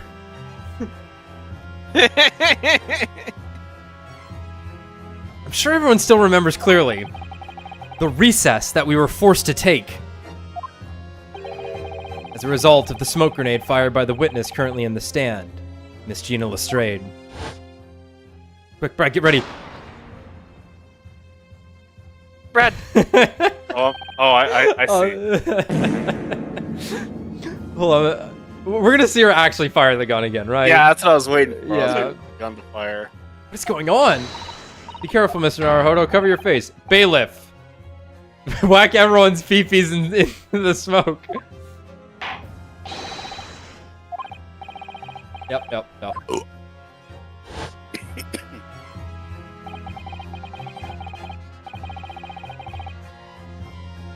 Courtroom was filled with smoke, and everyone was thrown into confusion.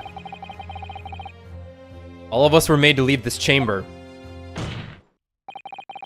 In that brief interval, under the veil of smoke and in all the chaos, it could have been possible to steal inside the omnibus.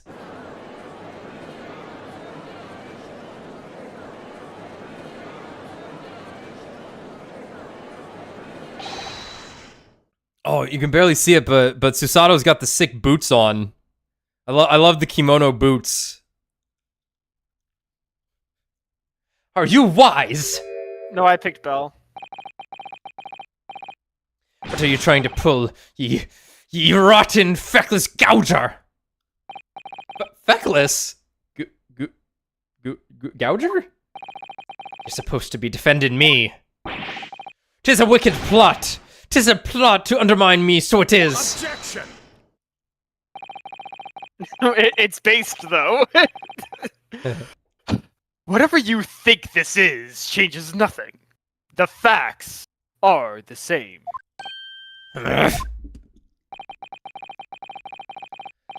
After this courtroom was evacuated earlier as a result of the smoke grenade, a number of inconsistencies materialized in relation to the omnibus.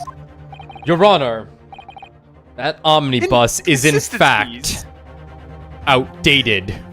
such as... Start with the storage compartment underneath the rear passenger seat.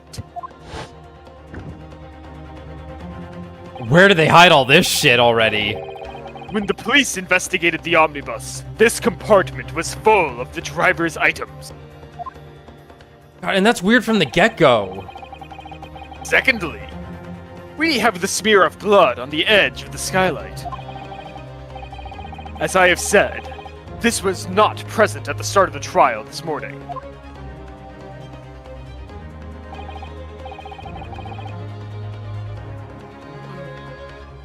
Unfortunately, Lord Van Zeeks, no one is able to corroborate your claims.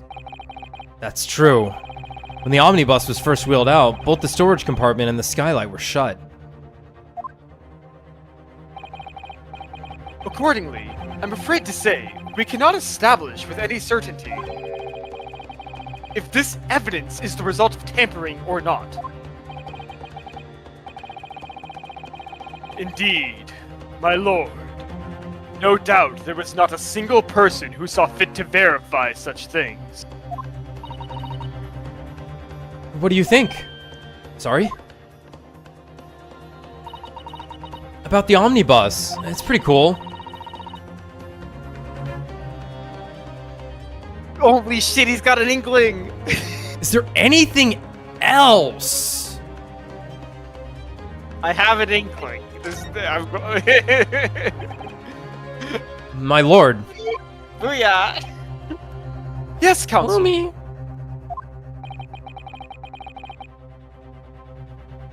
There is one further inconsistency. A mark that surely cannot have been present at the start of the trial. What? What in the devil's name are you going to say now? If you dare to betray me, you little maggot, you'd better start watching your back.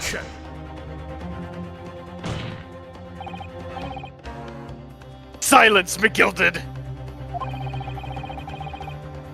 The court awaits the defense's clarification. I'm gonna like every time Van Zeeks gets like, you know, hot and bothered with it, I'm gonna like do 1 minus on the racism counter. Ah. Dude, I have no idea what this is gonna be. Fuck. This trial keeps swinging one way and then the other. I have no idea what the truth and what's deception. What am I supposed to believe here? I shall have to ask you to elaborate, Counsel.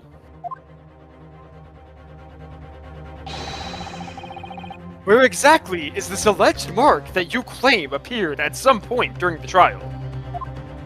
Okay. God, this is... Alright, let's look closely here. Is it the bloodstain on the floor? That we never saw in the first place? Did this show up? Let's see, I'm going with it needs to be the blood. I think it has to be the bloodstain. Because I'm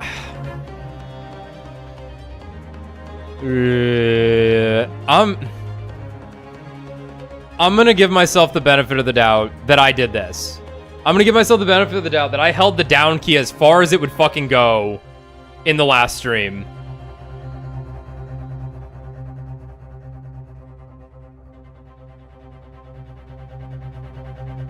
That's all we got. It's all we got. If we consider that the victim fell through the skylight onto the floor of the cabin, you would certainly expect to find signs of blood where he landed. But as far as I recall, this bloodstain on the cabin floor was not there when the omnibus was first brought into the courtroom. Whew! Wiped brow. Woo! Not crazy. Woo! Sanity not sanity lost. retained.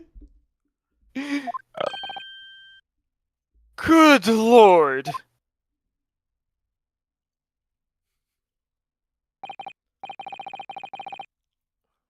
Yes, I do believe you're correct, Counsel. God, I love this guy. Well said. Hath my cold blood been warmeth by the rising sun. As advocate for the defense, one might say that was a very careless slip of the tongue.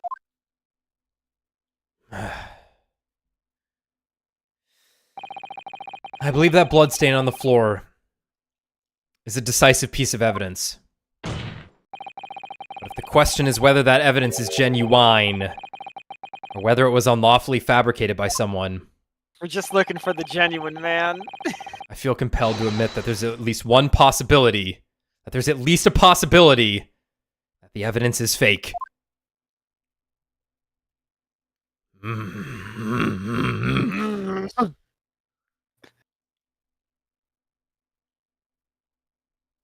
What do we do now? Ah! This trial is over! Mr. McGilded? I've done everything I possibly can to cooperate with the court, but 'tis all over now. But you're the defendant! 'Tis over, I tell ye!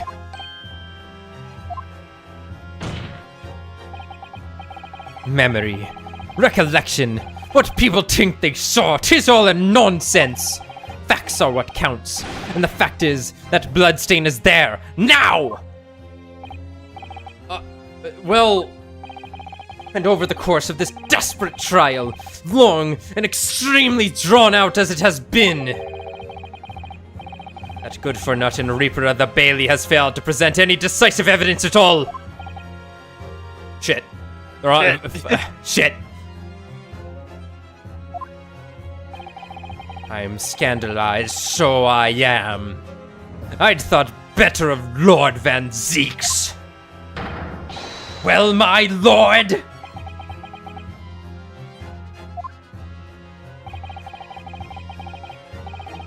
I must concur with the defendant. The unaffirmed recollections of any individual cannot stand as evidence. This is when the Ace Attorney is at its best. The Ace Attorney is at its best when the defense and the prosecution have to unite. At this moment in time, the particular bloodstain in question is very much in existence. And, in the absence of any credible method by which to prove its alleged previous non-existence, I regret to say that it would be improper for this trial to continue. Your lordship can't be serious. Lord Van Zeeks, what is your position? The prosecution, my lord, has no further witnesses or evidence to present. Very well. In that case, as I believe we have explored every possible avenue in this matter, I shall proceed to my adjudication. As a formality, I am of course obliged to confirm with the defense first. What formality? As things stand at the moment, it would seem that Mr. McGilded will be found not guilty. Yes. Which would mean we've won. Is that really the right outcome here? Is it really alright for the trial to come to an end now? With all these unexplained inconsistencies? Counsel for the defense, your closing statement, please.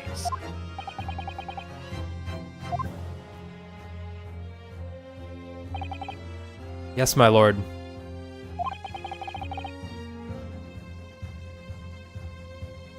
Oh, What the fuck? fuck, man. See, this is bizarre. Because, like, obviously, like, we had the one case at the end of 2, right, where the guy was a murderer and we were forced to defend him, but it was like we were, like, forced to do it. It was so obviously like we needed to screw this guy, right? Yeah. He was a bad person who was threatening Phoenix and his friends and family specifically. It wasn't just like you happen to have a client that's guilty, right?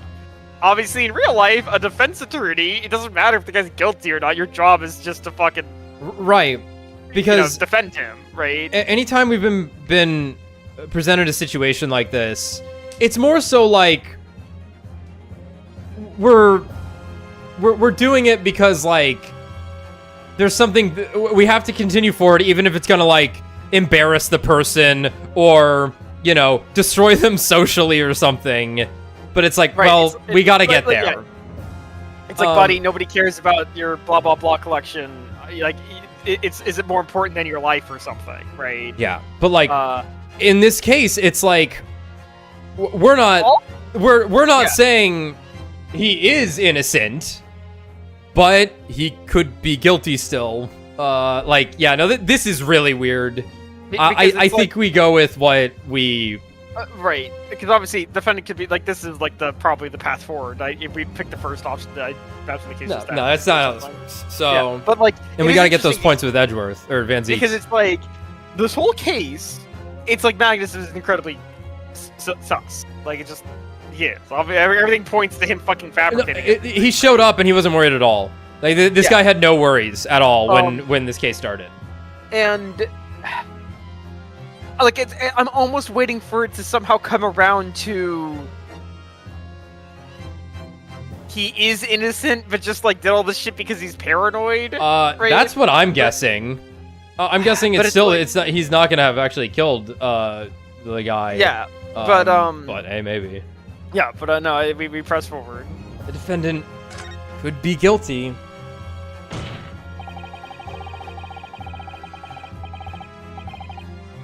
Because quite frankly, if this is just like Ryunosuke and Von Zeeks are gonna work together, quote unquote, to prove that McGilded is guilty, Ryunosuke is a bad lawyer.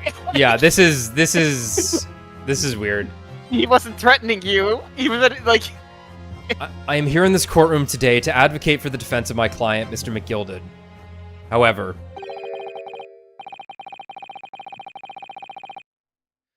at this moment in time, I cannot in all good conscience attest fully to the defendant's innocence.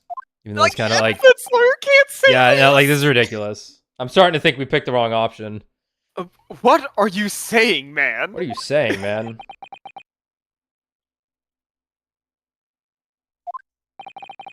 Without any question, there is no conclusive evidence to prove that the defendant is guilty. However, there was also no conclusive evidence to prove that he is innocent. Good. Gracious me. This is a wild thing to say in court. Never before seen tech. It's like... Order. This is unprecedented behavior, Counsel. Just lie and say it's how you do it in Japan.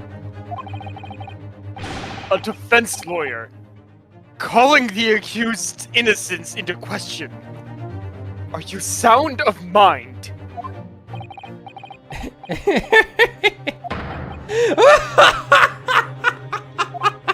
Oh, 'twas a grand decision to appoint you as my lawyer, so it was.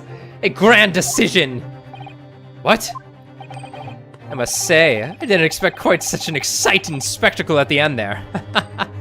But still. Here, ow! Ah! This is for your Turn on the troubles. 3D effect of the DS.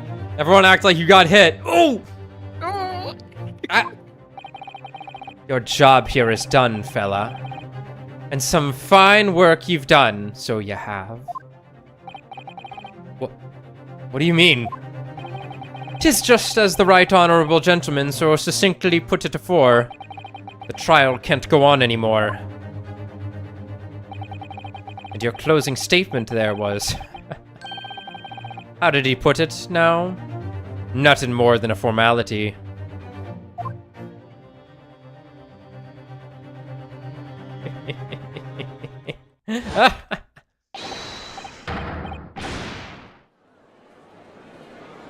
Fuck. Wait, this was the bad end? No, okay. It's up to the jury, though, still.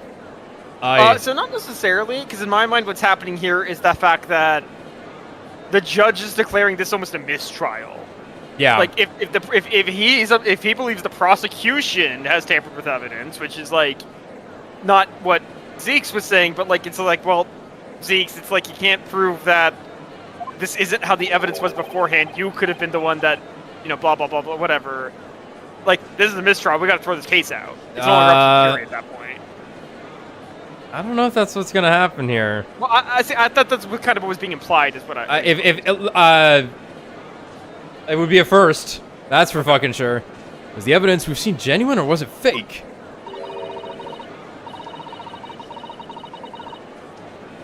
His lordship would be fuming. Any unsightly rubbish should be disposed of promptly, as I said. The stinking rich are always guilty of something you... mark my words! I feel terribly ashamed that I ever doubted that lovely man who gave us the lovely park.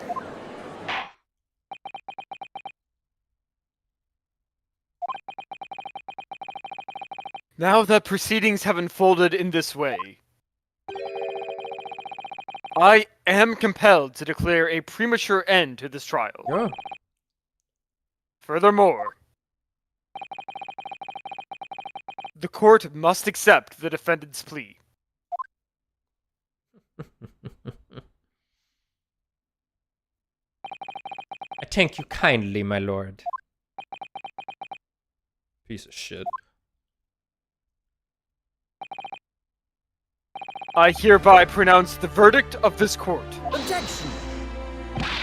But we still haven't determined if the bloodstain in the omnibus is genuine or not. We don't know if these witnesses are telling the truth or a pack of lies.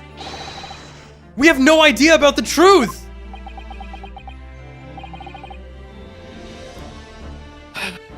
Lord Van Zeeks, Kill this man. my lord. The case made by the prosecution was flawed, plain and simple.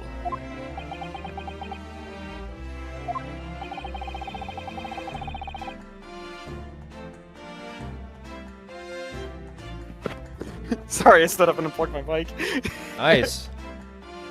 If indeed the omnibus presented as evidence was tampered with, the prosecution is at fault for allowing such a disgraceful perversion of justice to take place. Yep. Yeah, that's about it, yeah. My sincerest apologies, my lord. Objection! But wait. When we were evacuated from the courtroom, Lord Van Zeeks ordered the evidence to be secured. I'm afraid the prosecution cannot shun responsibility in this matter. That's so unfair. The culpability of the defendant has not, at the present time, been established by this court. Consequently, the jury will not be required to proffer judgment. What?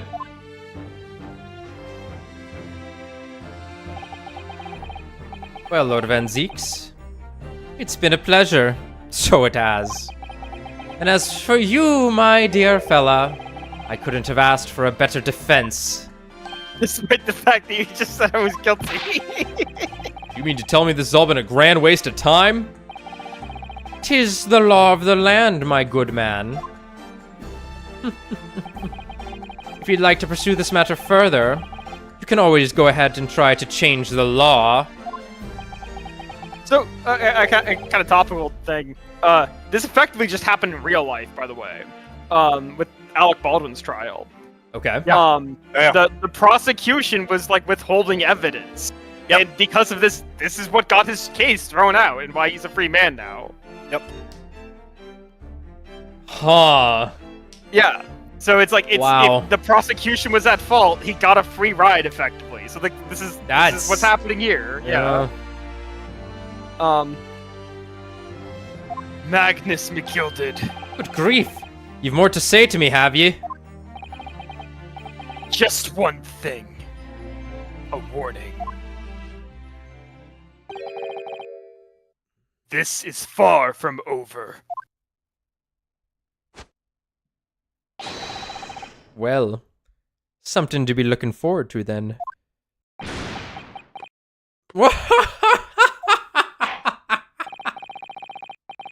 I hereby pronounce the defendant, Mr. Magnus McGilded,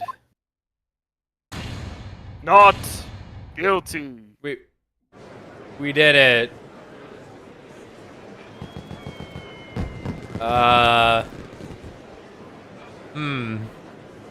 Oof. Oof, ouch. I'm thinking Tino. Yeah, Task failed successfully. Yeah, pretty interesting way to start this Ryunosuke's career here, where it's he won, but this is good did though. his job. I really like Magnus. Like what a fucker. Yeah. With the courtroom in pandemonium for the second time that day, the judge delivered his verdict. My first ever trial in Great Britain came to an abrupt end, with the defendant being found not guilty, ostensibly a victory for us. We did it, Chad.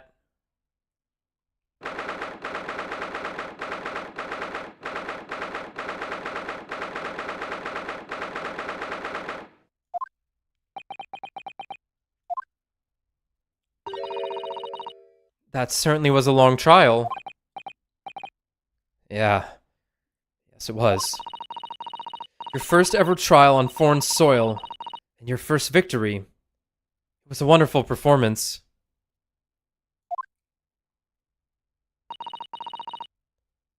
My heartfelt congratulations. And to you, Miss Susato. Thank you for your assistance. I suppose we should be happy. The trouble is, we're still completely in the dark about what actually happened. Well, we didn't have enough time. But isn't it wrong? I mean, who was actually responsible for Mr. Mason's death? We don't even know that. We never used the knife! The sole aim of the defense is to obtain a verdict that exonerates the defendant. You carried out your duty to perfection, except at the end there. That was kind of whack that you did that, but you know, I kind of liked it. Aye, that you did. Mr. McGilded. Ah, and that girl's with him too. You better appear in every case for the rest of these games. Well, it seems the stories are true. Oh? What stories? About the 6 enormous fireworks they do be lit off when there's a verdict of not guilty. I'm sure you must have seen them now. Spectacular, wouldn't you say? Yeah, definitely. I've heard it was a sight to behold, and to be sure it was. An eye view to tank, I suppose. for having an opportunity to see it. Oh, I'm not sure about. I don't know about that. I'm not sure I really did anything. What on earth are you saying, fella? How did I walk out of there a free man then? I don't think it was so much thanks to me as under your planning. You're a straight-talking fella, aren't you? I must say, you had me astray in the head there once or twice. But you're young and headstrong. Ah, 'tis water under the bridge. Congratulations, Mr. McGilded, on having your name cleared. Nothing's resolved!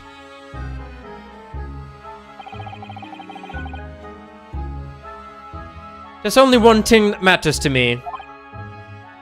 Oh? Aye. You've all seen that I didn't do that odious and obstinate deed. 'Tis grand, is it not? I suppose it is. Now, the fine fellows of Scotland Yard can take matters in hand and sort out any wee details. They'll see it for what it is. They'll get to the truth. I have absolute faith in them, so I have. After all, I do be providing a good number of their wages with all the taxes I pay. It's not that funny. Pays taxes. For now. So then, as we agreed beforehand, 1,000 guineas for your troubles, fella. Oh no! I couldn't possibly accept that much. Ara be whist. You're a humble peeper, are ya? You from the east? Well, if you insist. Oh. But have this. Still and all, you deserve a reward. Oi, Mr. Magnus McGilded. Everything is ready, sir. If you'd like to follow me into the courtroom. Into the courtroom? What's this, officer? 'Tis sooner than I was led to believe. I hope it's not inconvenient, sir. There were some changes to the schedule. Well, I must be making tracks now. He's on trial for another murder? I'm on trial for 50 other murders today. Getting off on all of them. 'Tis time for the inspection. Sorry? What inspection? They're going to examine the omnibus again, so I'm told. I asked if I could be present for it myself. They're going to examine it again? Now? Naturally, I'm under no obligation to take part in any more of this matter now. But, as an upstanding member of London society, I do be doing my best to help where I can. 'Tis a gentleman's duty, so it is. So then, fare thee well. 'Twas an absolute pleasure meeting yous.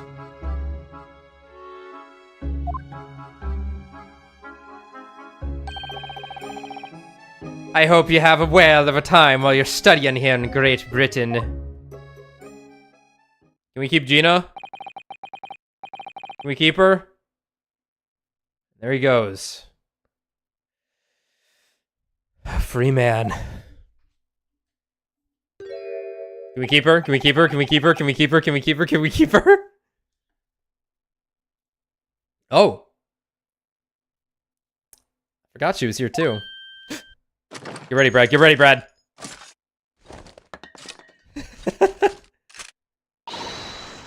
Don't move. Whereas I want to say, get a move on. She really does take forever to load that thing. I think she was pretty quick. No, that was. I think that was pretty fucking fast. She's not Kiritsugu. Miss Lestrade, would you mind putting that thing down? Shit, did I miss it? No. You're a grown-up. Sorry? And I had all grown-ups. Lady, you're 17. You're 17 in the early 1900s. What the fuck are you talking about? It fucking... Ah, there you are. Oh, there you are. There you are. Who's it gonna be? Who's it gonna be? What the fuck is that? I'm Yep, thinking here this we is go. Watson. I'm thinking this is Watson, and I'm thinking, Lestrade here works with them. Naughty, naughty, running off like that. Is this some kind of picnic? What the? Who the fuck is this? That's the Who's this the little girl now? Saitama image. Yeah, Who's the little girl? who's this sassy You lost lost child? Yeah, creature spotted. La Kitera. La Critera. And taking that with you as well. I was looking forward to the trial run of my experimental smoke grenade launcher. Ha! I'm sorry, I misclicked there. My You- finger twitched. Do you want to play? You won't beat me. Ah. Excuse me, but who are you? Ryunosuke, don't you know? These are the little girls that are going to adopt you. Ryunosuke, this is the granddaughter. You met her grandpa. Don't you remember? They bear so much resemblance. Oh, good day to you. I'm, well, the inventor, I suppose, of that machine. The inventor? Well, normal smoke grenades are so dull, don't you agree? White, white, and more white. If you have to be shrouded in smoke, it could at least be a pretty color, I thought to myself. Oh, okay. Do we have to be shrouded in smoke, though? At all? I just took my eyes off it for a minute whilst I was changing into a different omnibus, and she pinched it. Luckily, I fitted it with a telegraphic beacon. You made GPS? Tell what's it? What? I have no idea what this girl is talking about. She's gonna be Tesla. I think she's about to be Tesla. Anyway, you're coming with me now. Back to my laboratory. What? What for? To apologize, of course, silly. To my technician. What? You mean say sorry? You must say sorry when you've done something wrong. Surely an adult has told you that before. An adult? I don't listen to no adults. Come along then. Follow me. Fine. Have it your way. Oh, good. You see, I knew you'd want to do the right thing in the end. I'm fairly sure that what she wants is not to get shot by that massive gun of yours.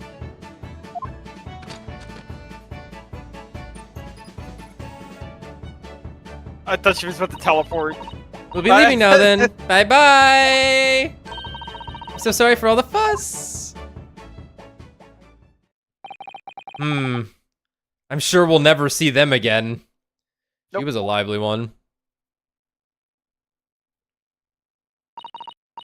Well, do you think perhaps we ought to be on our way now too?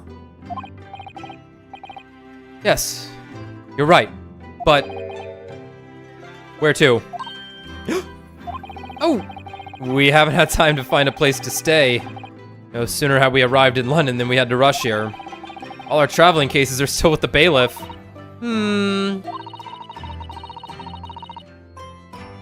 I was originally planning to spend today in search of lodgings, but at this late hour in the day, I'm afraid we may be out of luck. Don't worry though, I have a plan. If the worst comes to worst, I've heard of a lovely park where we could spend the night. Please tell me you're not thinking of McGilded Park. I know it may be a little chilly at this time of year, but our youthfulness will see us through. I'm not so sure about that. I think a midwinter London night will freeze a young person solid just as easily as an elder one. Oh dear, that doesn't sound agreeable. You want to sleep in the park, Naruhodo? I want to be homeless. Now I'm starting to regret turning Mr. McGilded down. The money. Fucking idiot. 1,000 guineas would have paid for a lovely warm room, or a mansion.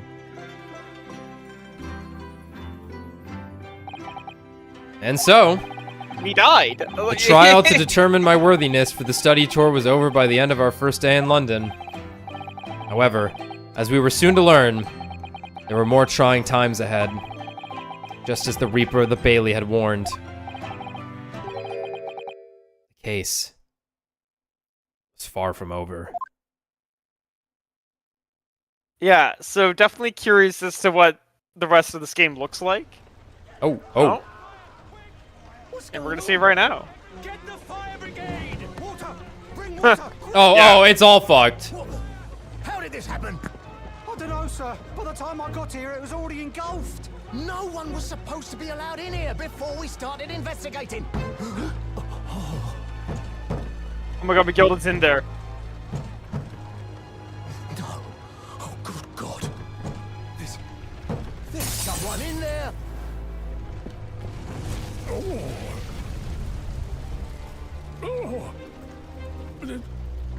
This can't be. There's can't be. Uh-huh. Holy Oh shit. oh my fucking god. Screen. F12. I almost crashed the game taking too many screenshots. Yeah, I see that. Shit. Yeah, I'm going with McGilded was fucking in there.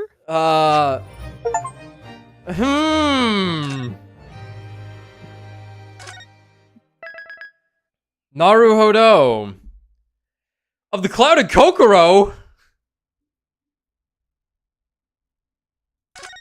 Like Doki Doki? Alright. I'm not gonna read its name, but how many are there? Okay, there's 5. That's what I figured. Okay. So, right, so this is Well- interesting because we have 2 more, right? This one and the last one.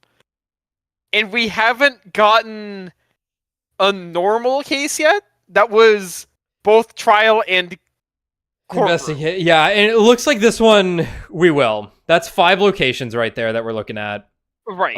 Yeah, like we also haven't had a multi-day one yet, where it's like go No. back out and investigate and come back to court tomorrow, right? yeah, and Which is go on.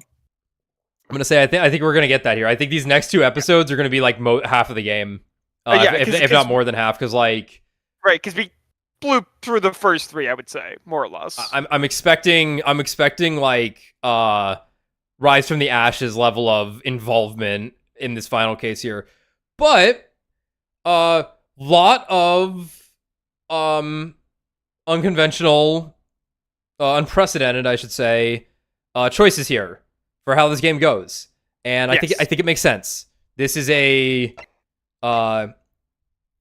this game is in fact called The Great Ace Attorney Adventures, and that is what we've been dealing with so far. Yeah, it's been an adventure. We have not been.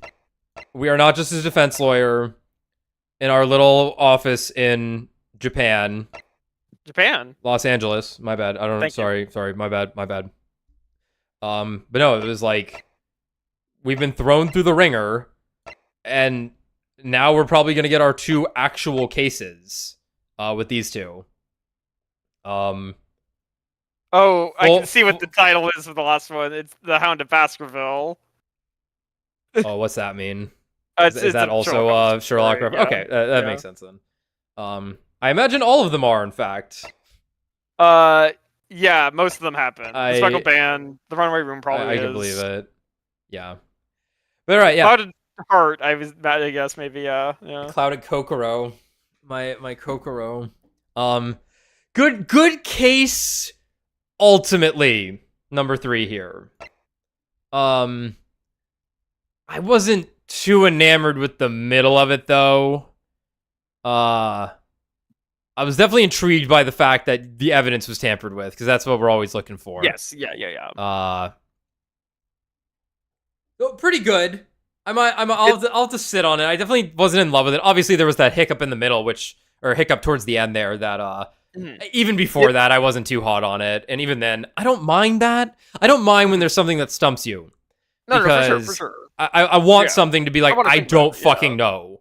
But it's there. But why haven't I realized it? Like that's the fun part of these games. Yeah, I would have obviously, like, it ends up being that like Gina and Miguel were in cahoots, and that explains all the inconsistencies, right? But it is most like likely, yeah. Yeah, but it is like we didn't like I would have liked Beppo to have told us the order of passengers' arrival, and I would have yeah, like, are you telling me You telling me Beppo didn't see 3 guys climb to the roof, if that was what was happening with if Mason was up there, right? Yeah, so I'm going with the body did not fall from the roof. It just right, like, which is true. Yeah. But then it could just simply turn out that Gina was, paid by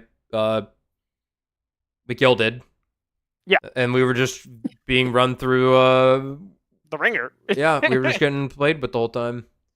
Which is kind of rough. Because it's like I want, me as the player, I want to know things. And I'm sure we'll get there. And I'm sure it will have pretty good fucking payoff too. But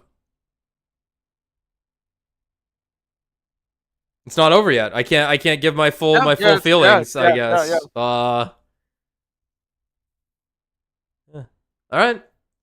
That's it for tonight then. Nice 4-hour stream, good place to stop.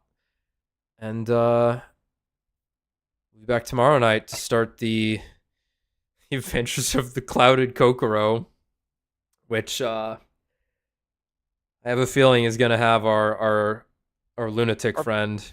Yeah. Our absolute batshit insane fucking nutso boy. Our 34-year-old grown-ass man. Unlike Hosonaga, just a boy. Just a 29-year-old boy. Alright. We'll see you then, guys. Later.